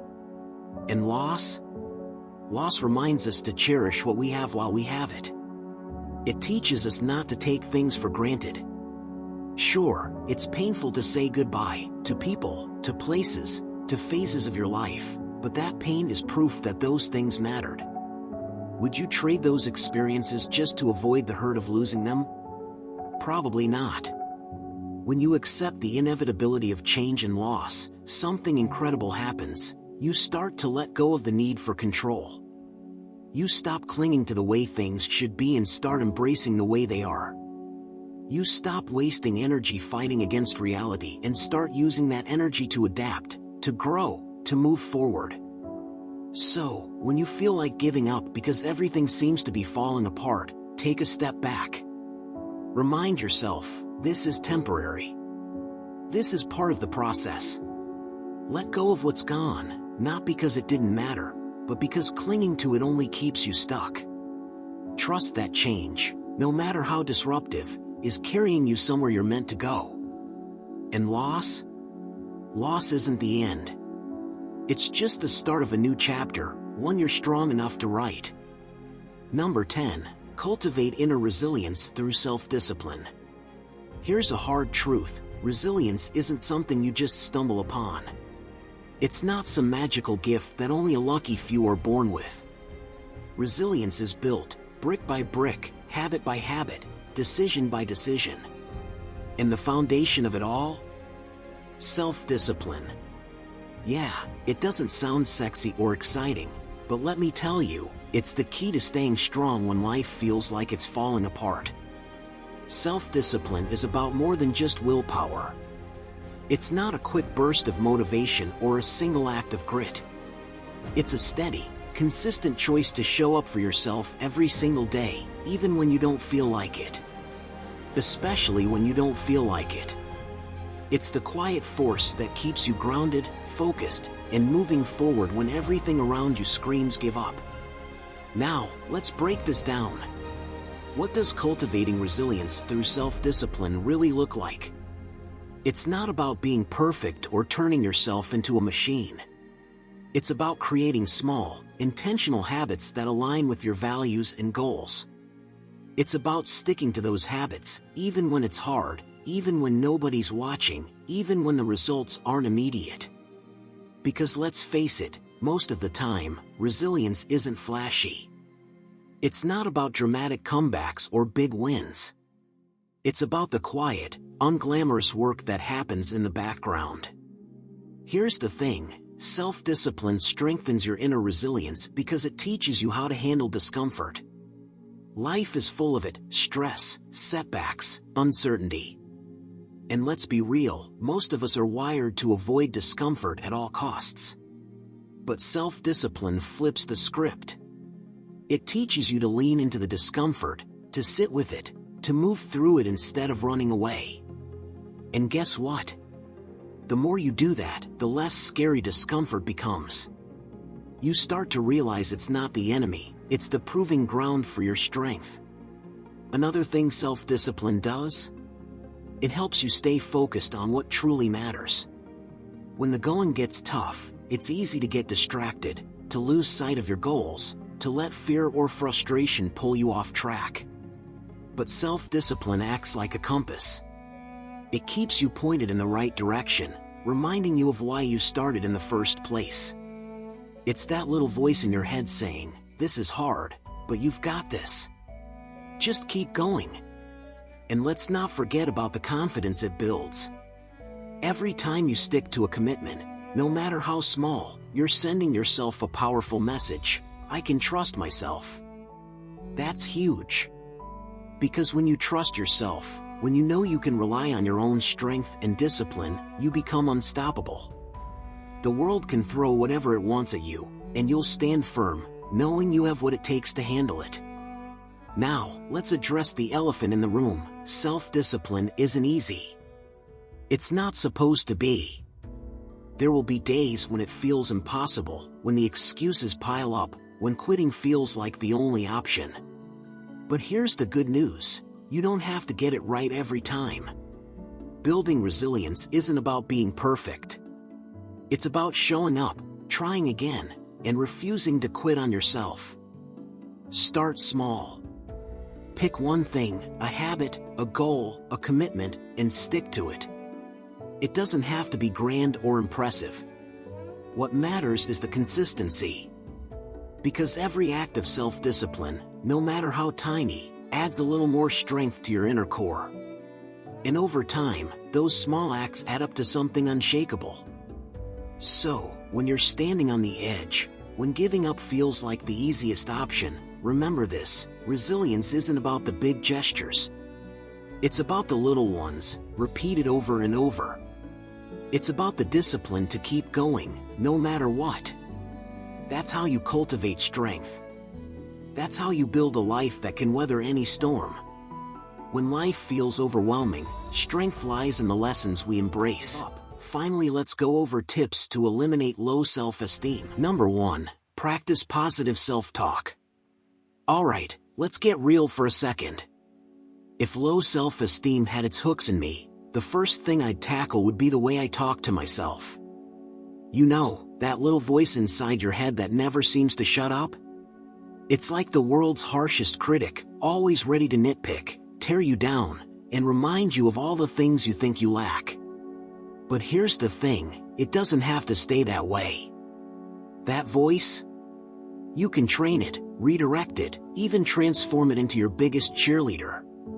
Sounds wild, right? But stick with me here.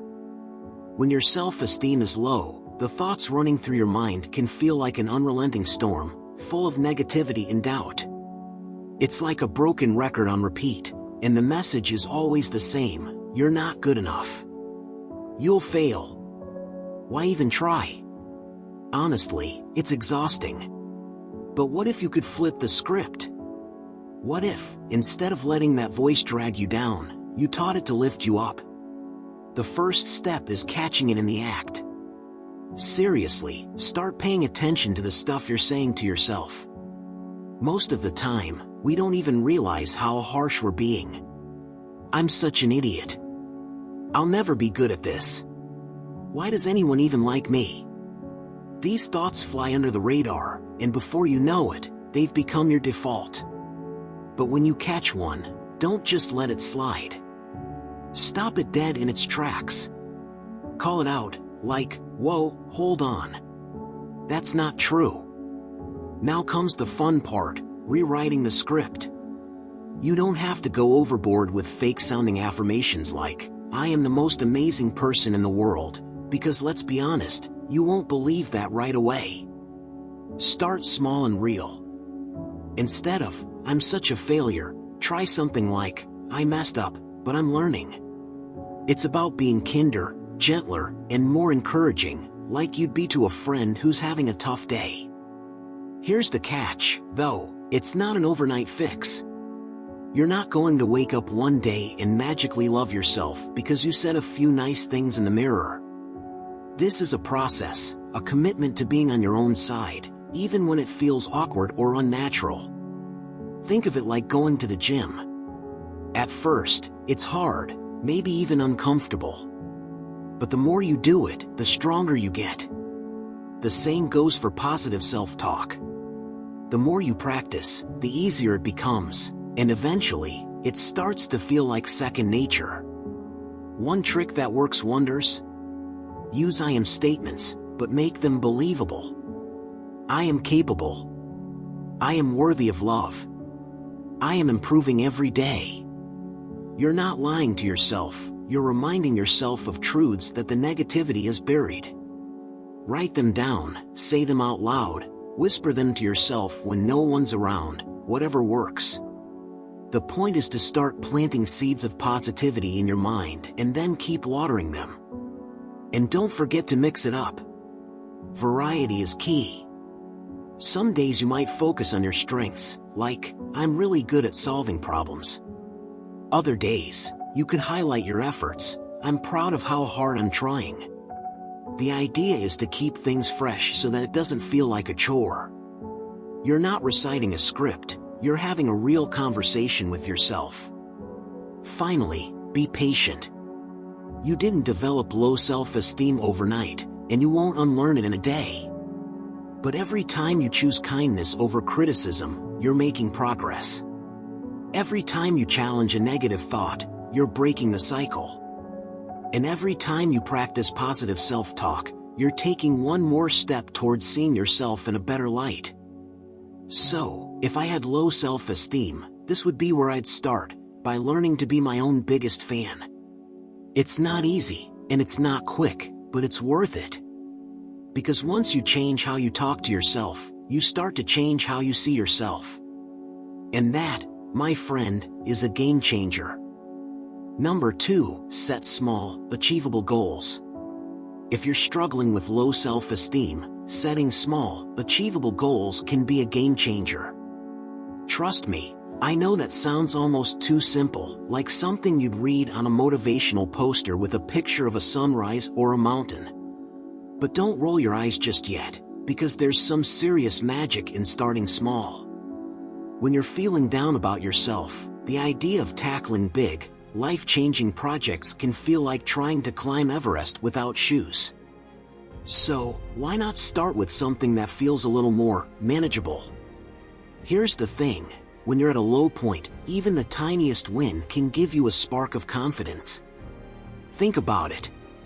If you're used to feeling like you can't accomplish anything, completing a small goal can make you feel like a superhero, even if it's just for a moment. It could be as simple as making your bed every morning or drinking an extra glass of water during the day. Yeah, I know, it sounds ridiculously basic, but hear me out. Those little actions send a signal to your brain, hey, I can do this. And once you get that tiny rush of accomplishment, you'll want more. But it's not just about checking things off a list. Setting small goals teaches you a crucial lesson. You don't have to be perfect to make progress. You don't have to run a marathon to feel proud of yourself. Just walking a little further than you did yesterday is enough. And guess what?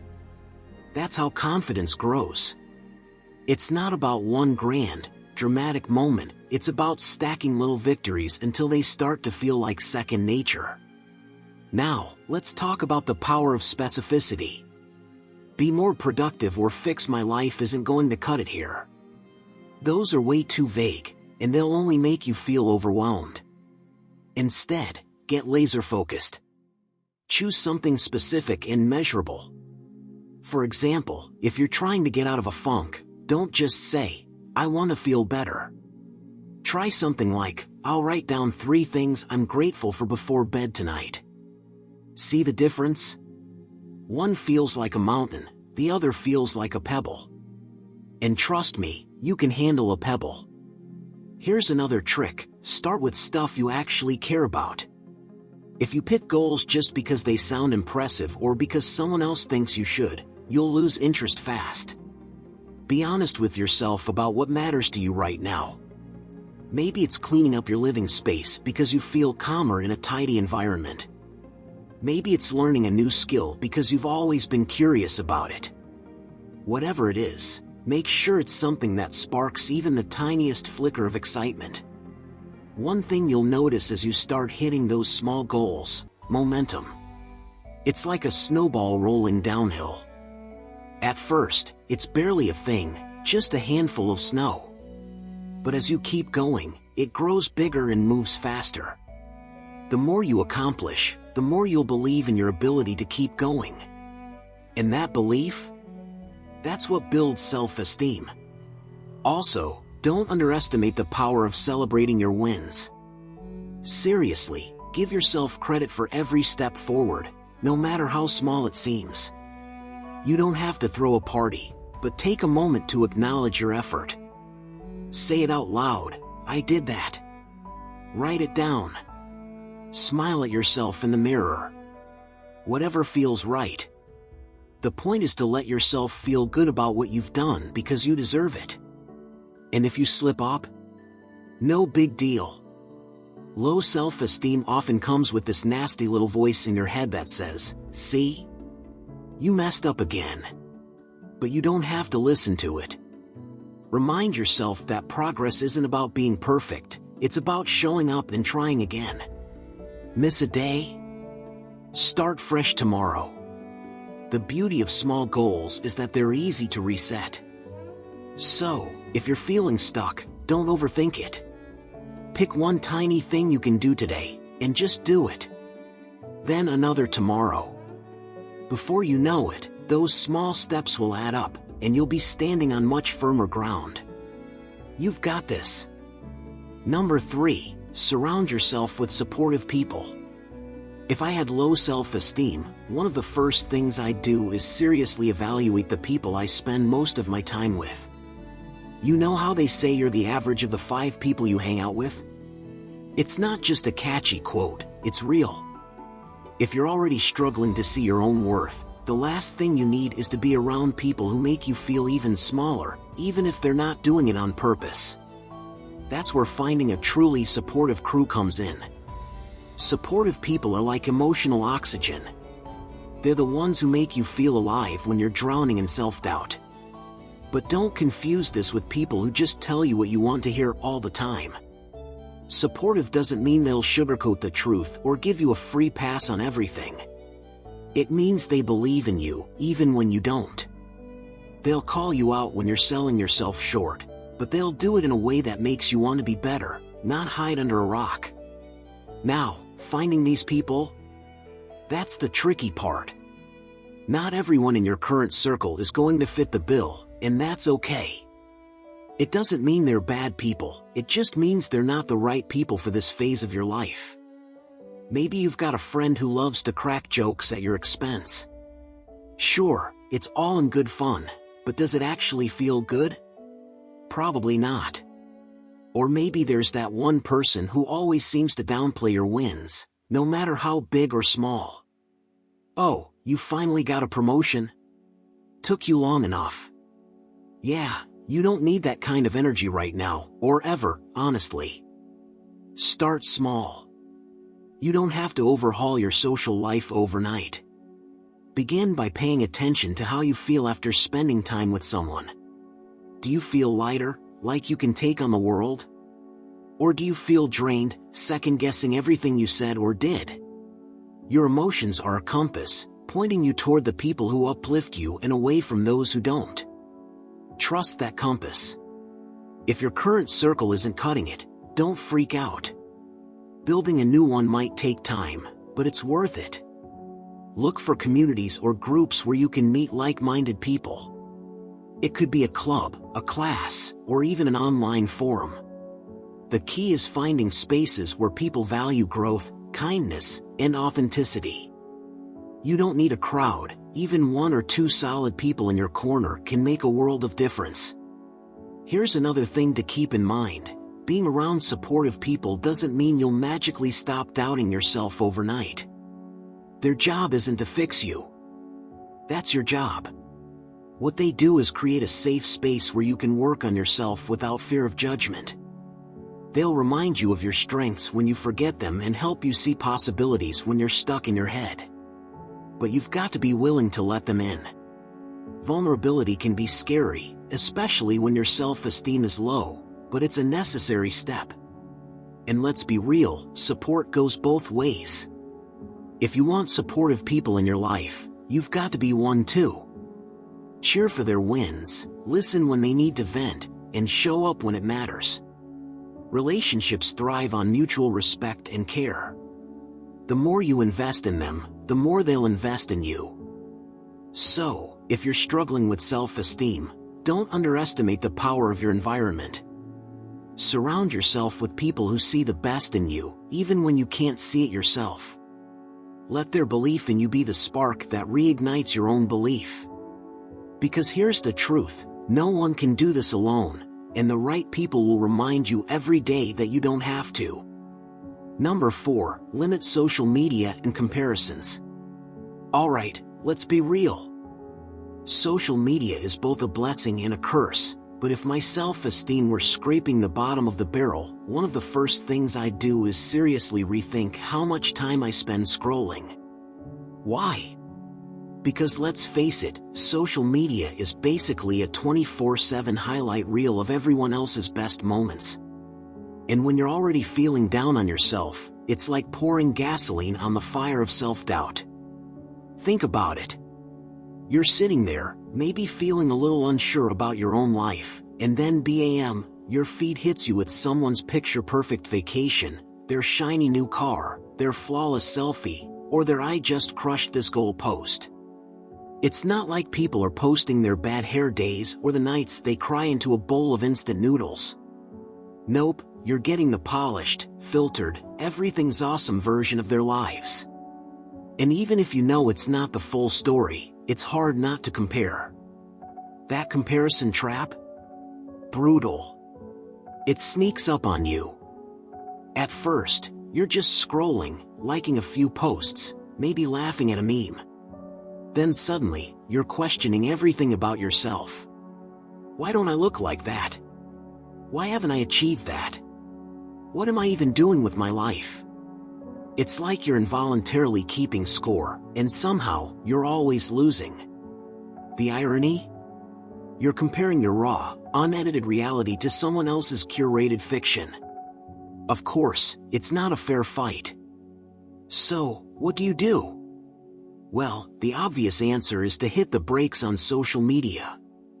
Not necessarily a full-on digital detox, unless you feel like that's what you need, but at least scaling back. Maybe set some boundaries. Like, no scrolling right before bed or first thing in the morning. Those are prime times when your brain's extra sensitive, and the last thing you need is to kickstart your day, or end it, with a self-esteem sucker punch. Another idea?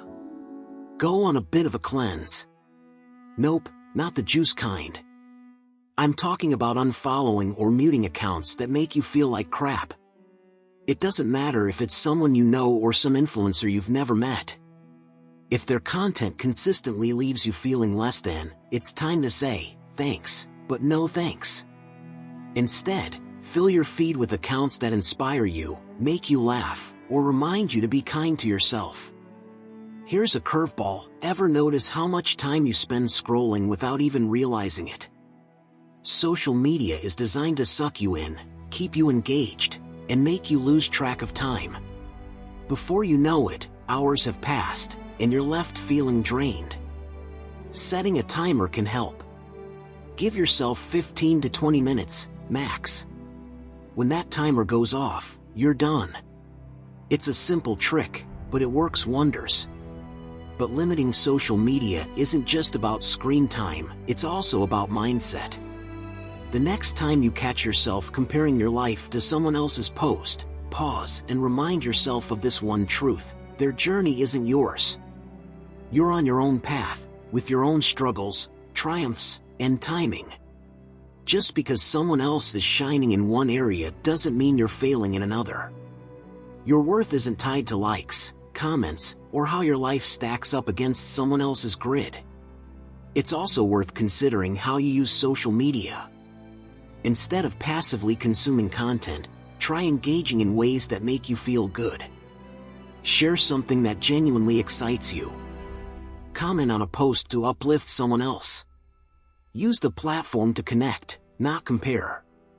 When you shift your focus, it can transform how you feel about the whole experience.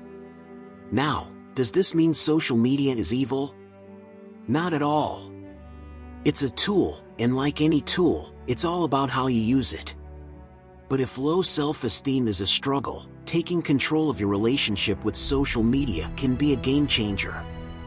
It's not about cutting yourself off from the world, it's about protecting your mental space and giving yourself room to grow. So, if I had low self-esteem, this would be one of my first moves: step back, reassess, and stop giving social media the power to make me feel less than I am. Because here's the truth, you're already enough, just as you are. Social media doesn't get to decide that. You do. Number 5. Practice daily gratitude and mindfulness. Alright, let's get real for a second. When your self-esteem is in the gutter, your mind can feel like it's stuck in an endless loop of negativity. You know the one, it's like a bad playlist you can't turn off, constantly reminding you of everything you think is wrong with you or your life. It's exhausting, isn't it? That's where practicing daily gratitude and mindfulness comes in. No, it's not some magical cure, but it is a way to shift your perspective, little by little, until you can finally breathe a little easier. Let's start with gratitude. I know, it sounds cliché. But stick with me for a second. Gratitude isn't about forcing yourself to feel thankful for things you're not actually thankful for. It's not about plastering on a fake smile and pretending everything is fine. It's more about noticing the small, often overlooked things that bring a tiny spark of joy or comfort to your day. And believe me, they're there, you just have to train yourself to see them. Here's how you start. Take 5 minutes every day, preferably when it's quiet, like right before bed or first thing in the morning, and think of 3 things you're grateful for. They don't have to be groundbreaking. In fact, the smaller, the better.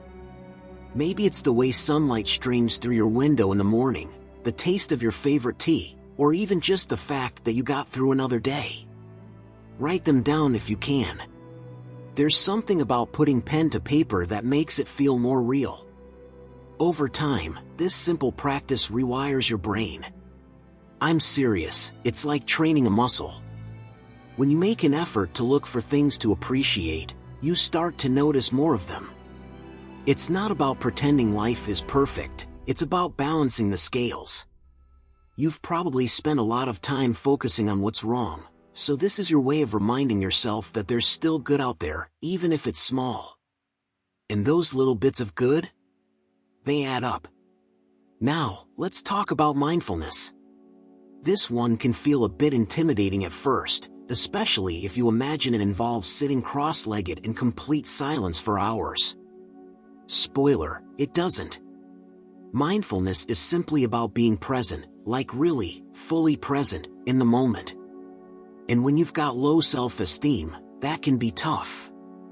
Your mind is probably either stuck replaying past mistakes or worrying about what's next. Sound familiar? The easiest way to dip your toes into mindfulness is by paying attention to your breath. Don't overthink it, just notice the way the air feels as it moves in and out of your body. Is it cool? Warm? Shallow? Deep?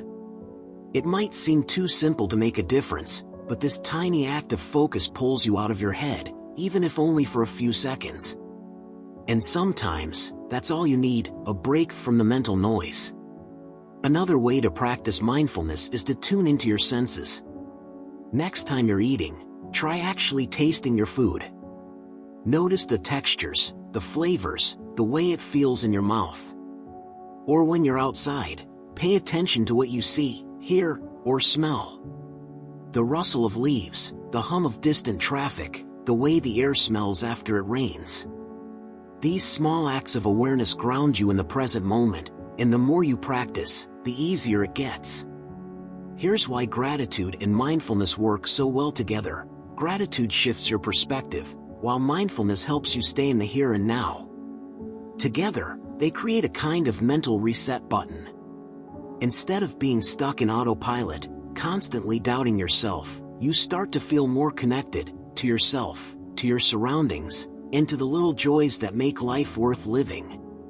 It's not going to fix everything overnight. But if you stick with it, 5 minutes a day, 10 if you're feeling ambitious, you'll start to notice subtle changes. Your mind won't feel quite so heavy.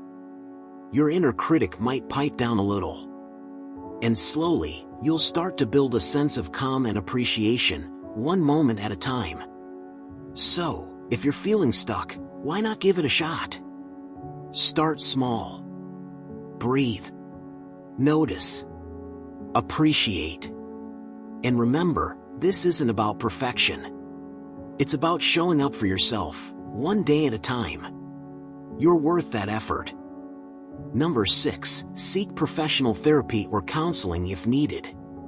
If I had low self-esteem, I wouldn't hesitate to consider therapy or counseling. Seriously, why not? When you're stuck in a mental loop of self-doubt and self-criticism, it's like being trapped in a room with no windows. Therapy? That's the door. It's the thing that can help you find your way out when everything feels heavy, messy, and impossible to sort through on your own. Let's get something straight right off the bat. Going to therapy doesn't mean you're broken or weak. Honestly, it's the opposite. It takes guts to admit you need help. Think about it, how many people walk around pretending they're fine when they're not? Therapy is like saying, you know what? I deserve better than this. And you do. You deserve to feel good about yourself, to see your worth, to stop being your own worst critic. But sometimes, getting there isn't as simple as just thinking positive.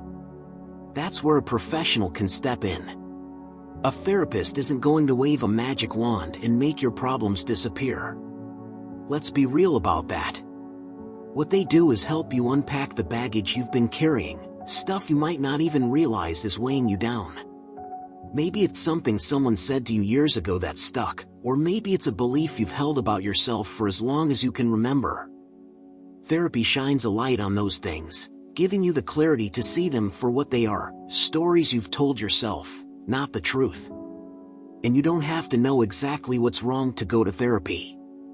People often think they need a clear reason to book that first session, but trust me, you don't.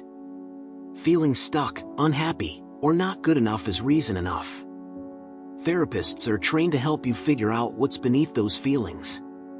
They'll ask questions that make you think, challenge your perspective in ways you didn't expect, and offer tools you can use to start rewriting the narrative in your head. The cool thing is, therapy isn't one size fits all. There are so many different approaches, and a good therapist will tailor the process to fit you. Some might use techniques that focus on how you think, like cognitive behavioral therapy, which helps you catch and change negative thought patterns. Others might explore your past to help you understand why you feel the way you do now. It's not about sticking you in a box or labeling you, it's about figuring out what works for your journey. Now, I get it, therapy can feel intimidating at first. You're basically opening up to a stranger about stuff you might not even tell your closest friends. That's not easy. But the beauty of therapy is that it's a judgment-free zone. A therapist's whole job is to help you without bias, without drama, and without the emotional baggage that sometimes comes with talking to people in your personal life. It's like having a safe space that exists solely for you. And yeah, therapy might feel awkward in the beginning. You might not even know what to say in your first session. That's okay. A good therapist will guide the conversation, help you feel at ease, and let things unfold naturally. It's not about rushing to fix everything. It's about creating a space where healing can start. Here's another thing. therapy isn't just about what happens in those sessions. It's about what you take from them and apply to your everyday life. You might walk away with tools to quiet that inner critic, strategies to set boundaries, or just a better understanding of yourself. Over time, those small changes add up, and you'll start to notice shifts in how you think, feel, and even interact with the world. So, if you're feeling stuck in the quicksand of low self-esteem, therapy is worth a shot. It's not a sign of failure, it's an investment in yourself. It's saying, I'm worth the time, the effort, and the care. And if there's one thing you deserve to believe, it's that. Number 7, practice posture correction and confident body language. Alright, let's talk about the way you carry yourself, literally. If I had low self-esteem, one of the first things I'd work on is my posture and body language. Sounds simple, right? But hear me out. The way you hold yourself doesn't just influence how other people see you, it's a game changer for how you feel about yourself. It's like your body and mind are in this secret handshake, constantly sending signals back and forth. Fix your posture, tweak your body language, and suddenly, it's like your brain starts to believe, hey, maybe we've got this after all. Let's start with the basics, posture. If you're hunched over, shoulders slumped, chin tucked down, guess what? You're broadcasting to the world, and to yourself, that you're not feeling too hot. It's like wearing a neon sign that says, I don't feel great about me. But when you straighten up, whole different vibe. Shoulders back, chest open, chin level, you go from meh to I'm here, and I mean business. Plus, it's not just about appearances. Good posture helps you breathe better, boosts circulation, and even makes you feel more alert. It's like a physical reset button. Now, don't get me wrong, it's not about walking around stiff as a board. Confidence in your body language isn't about perfection, it's about ease. Start by paying attention to how you're sitting and standing throughout the day. Are you curled into yourself, trying to take up as little space as possible? If so, gently remind yourself to open up. Imagine there's a string pulling the top of your head toward the ceiling. Relax your shoulders. Let your arms hang naturally at your sides. Small tweaks, big impact. And then there's eye contact. This one can feel awkward at first, especially if low self-esteem has made you want to hide from the world. But trust me, eye contact is powerful. It's not about staring people down, that's just weird.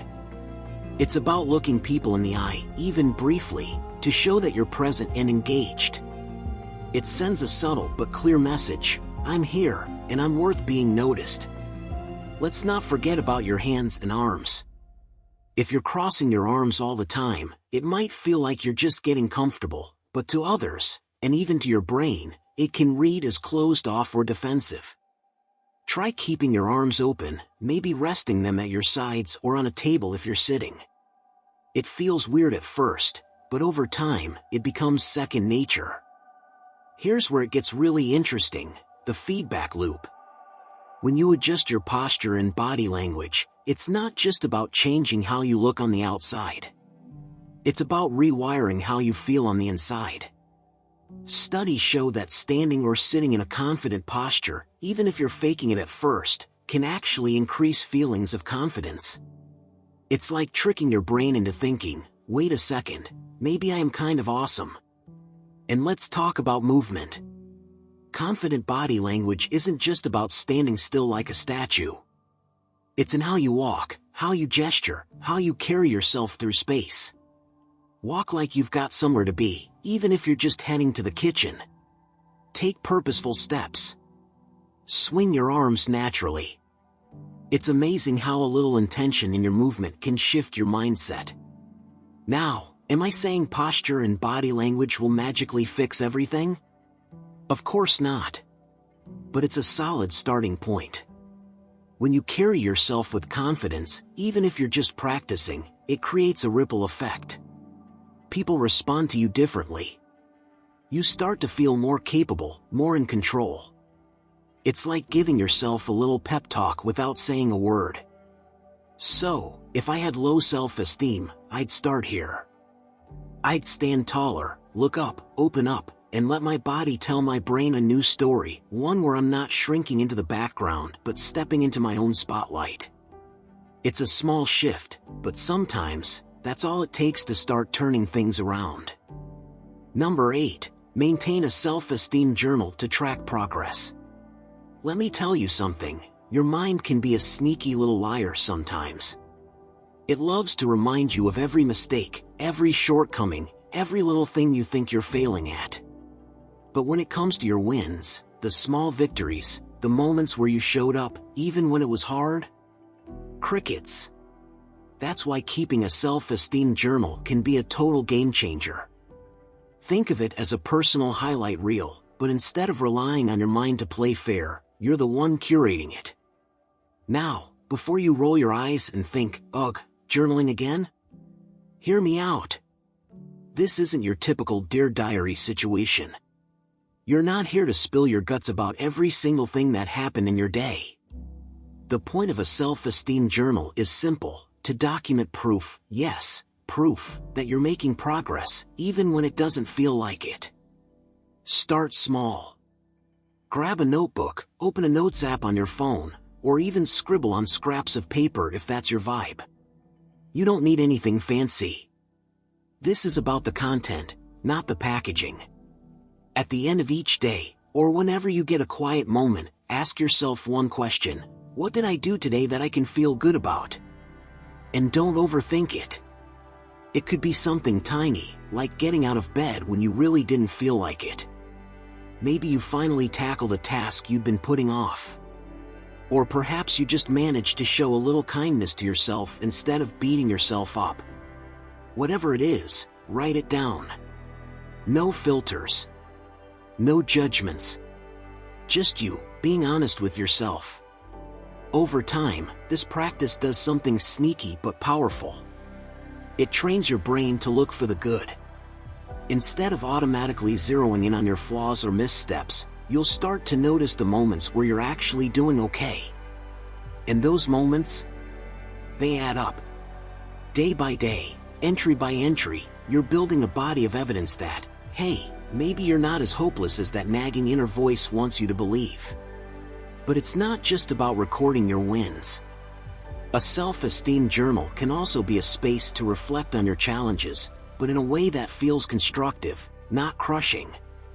Let's say you had a rough day.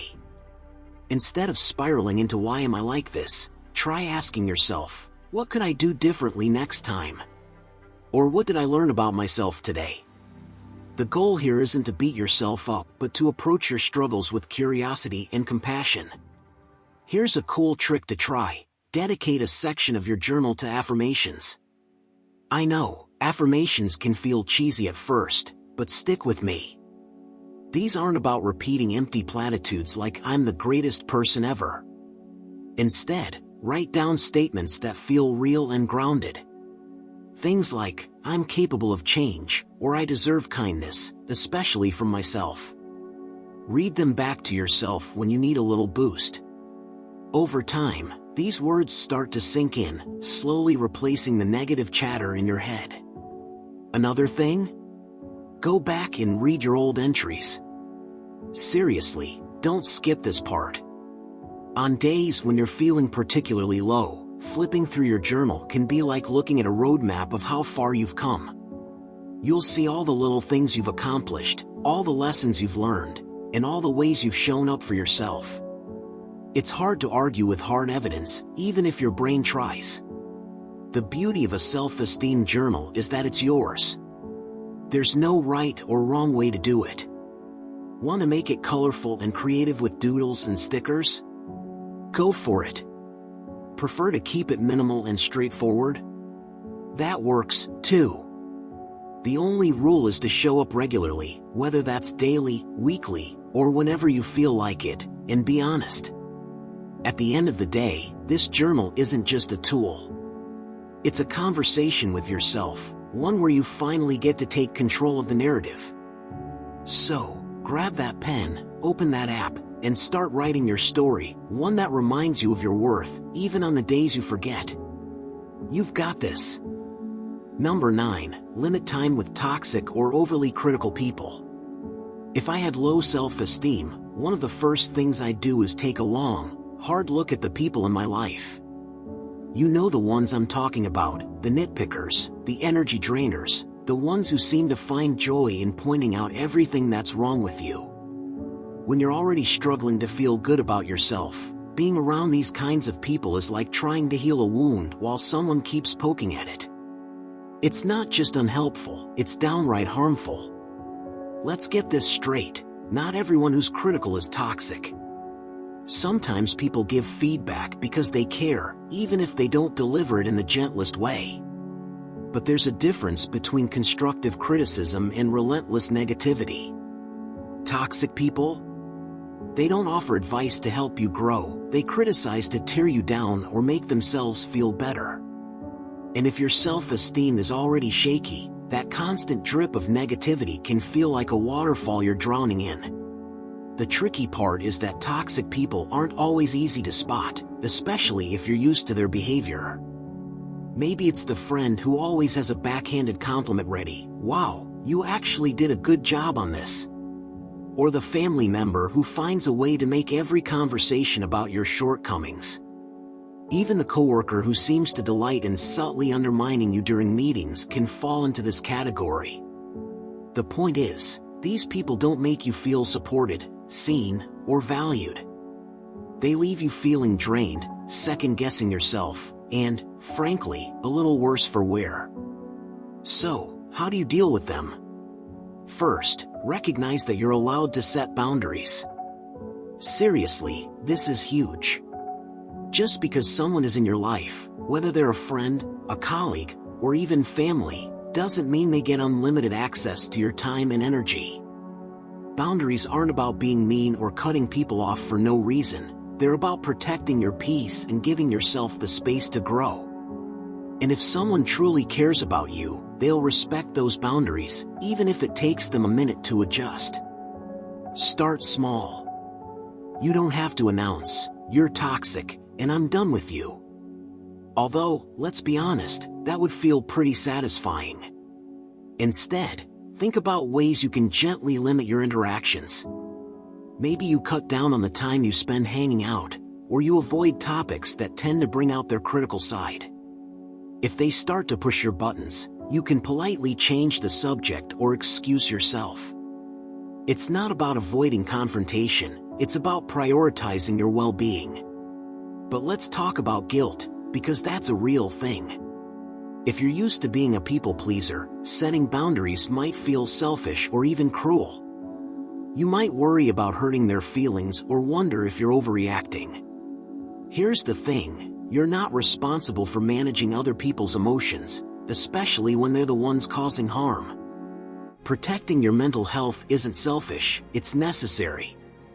You can't pour from an empty cup, and if someone keeps tipping yours over, it's okay to step back. Now, let's get to the heart of why this matters so much. Low self-esteem thrives in environments that reinforce it. If you're surrounded by people who constantly point out your flaws, it's no wonder you start to believe them. On the flip side, when you limit your exposure to negativity, you create space for healthier, more supportive influences to come into your life. You start to realize that you don't have to accept every critique as gospel. Not everyone's opinion deserves a permanent place in your mind.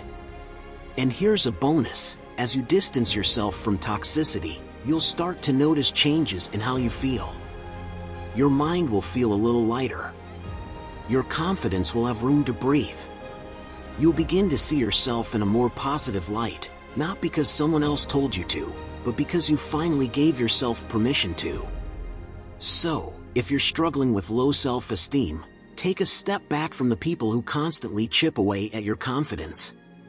It's not about cutting ties with everyone who annoys you, it's about recognizing who lifts you up and who pulls you down. And once you know the difference, protect your energy like your happiness depends on it, because it does.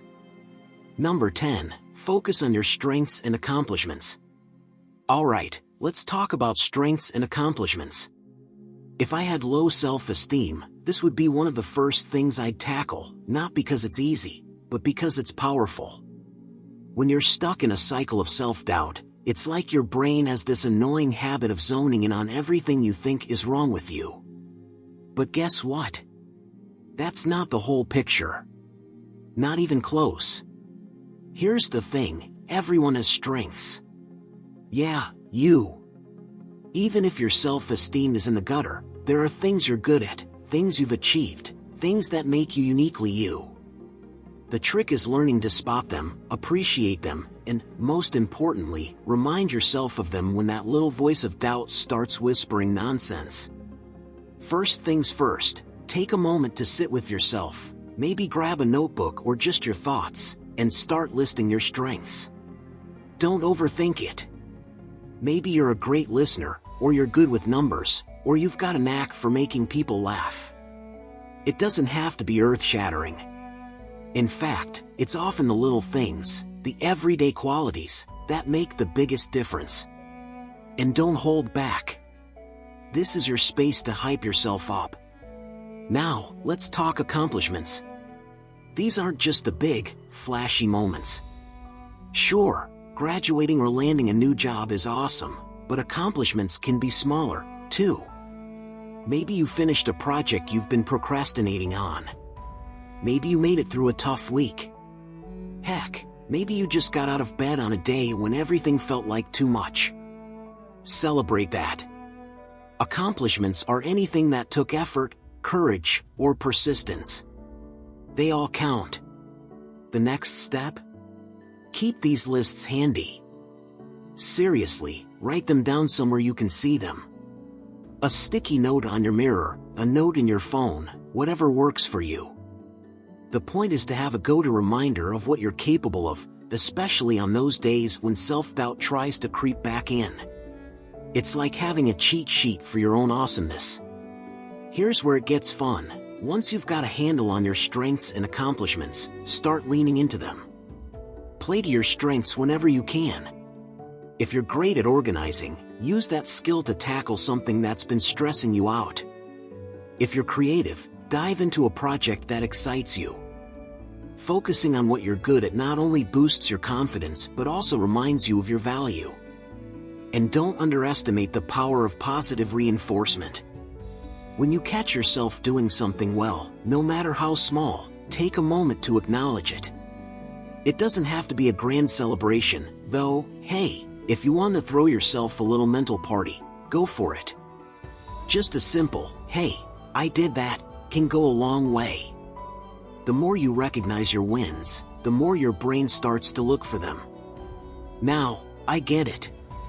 When your self-esteem is low, this can feel awkward, even forced. That's normal.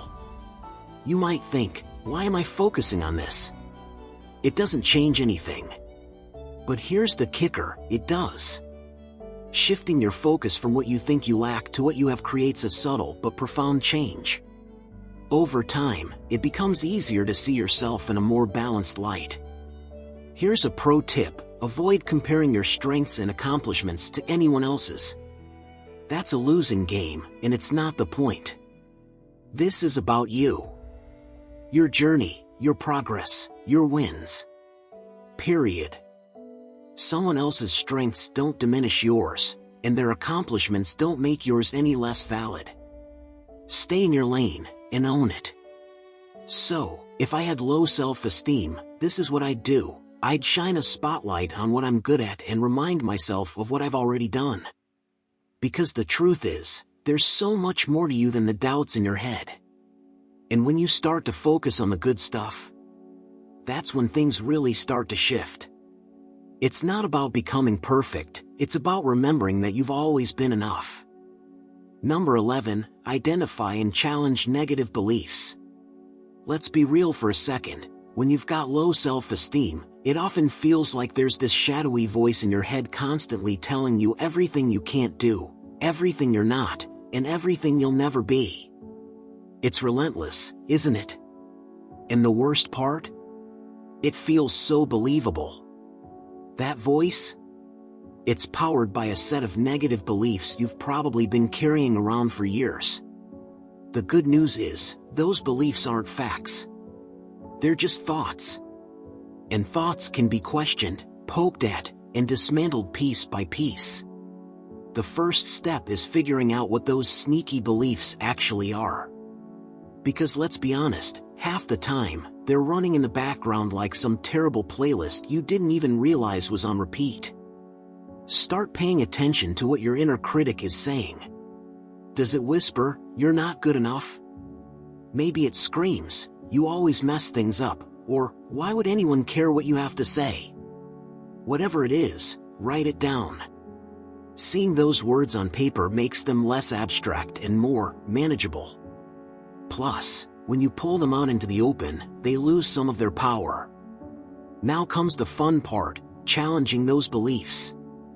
Think of it like being a lawyer in court, but instead of defending someone else, you're standing up for yourself. Ask questions. Be relentless. Where's the evidence that this belief is true? Is it based on actual facts, or is it just something you assumed because of one bad experience?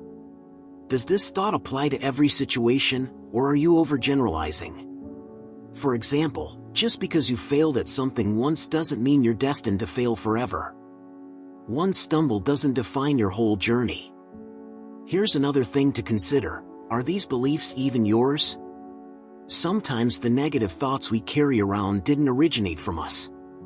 They might have been planted by someone else, a critical teacher, a harsh parent, a snarky comment from years ago that stuck. But just because someone else said it doesn't make it true. And even if it was true at some point in your life, it doesn't mean it has to be true now. Once you've poked enough holes in a negative belief, it's time to replace it with something better.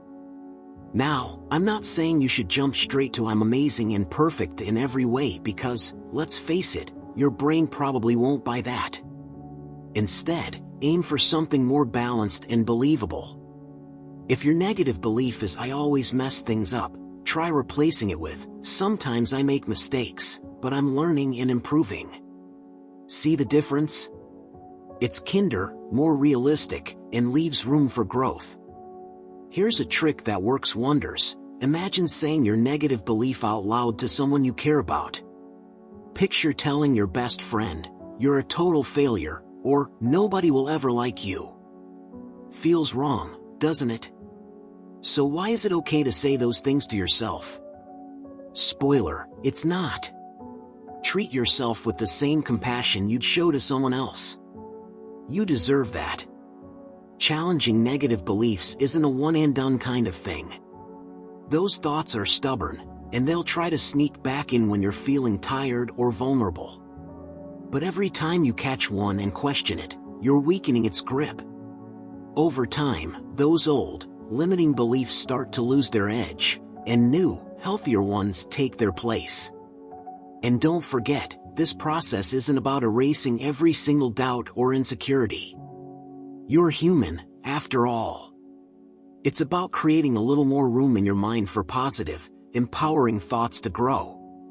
It's about realizing that you are not your negative beliefs. You're so much more than that. So, the next time that voice in your head tries to tear you down, don't just sit there and take it. Question it. Challenge it. Talk back. You might be surprised at how much quieter it gets when you start standing up for yourself. And trust me, you're worth the fight. Low self-esteem doesn't define you, your actions do. If this video gave you the first steps to rise above, hit like, share it with someone who needs to hear this, and subscribe for more empowering content. Your transformation starts here. Let's grow together.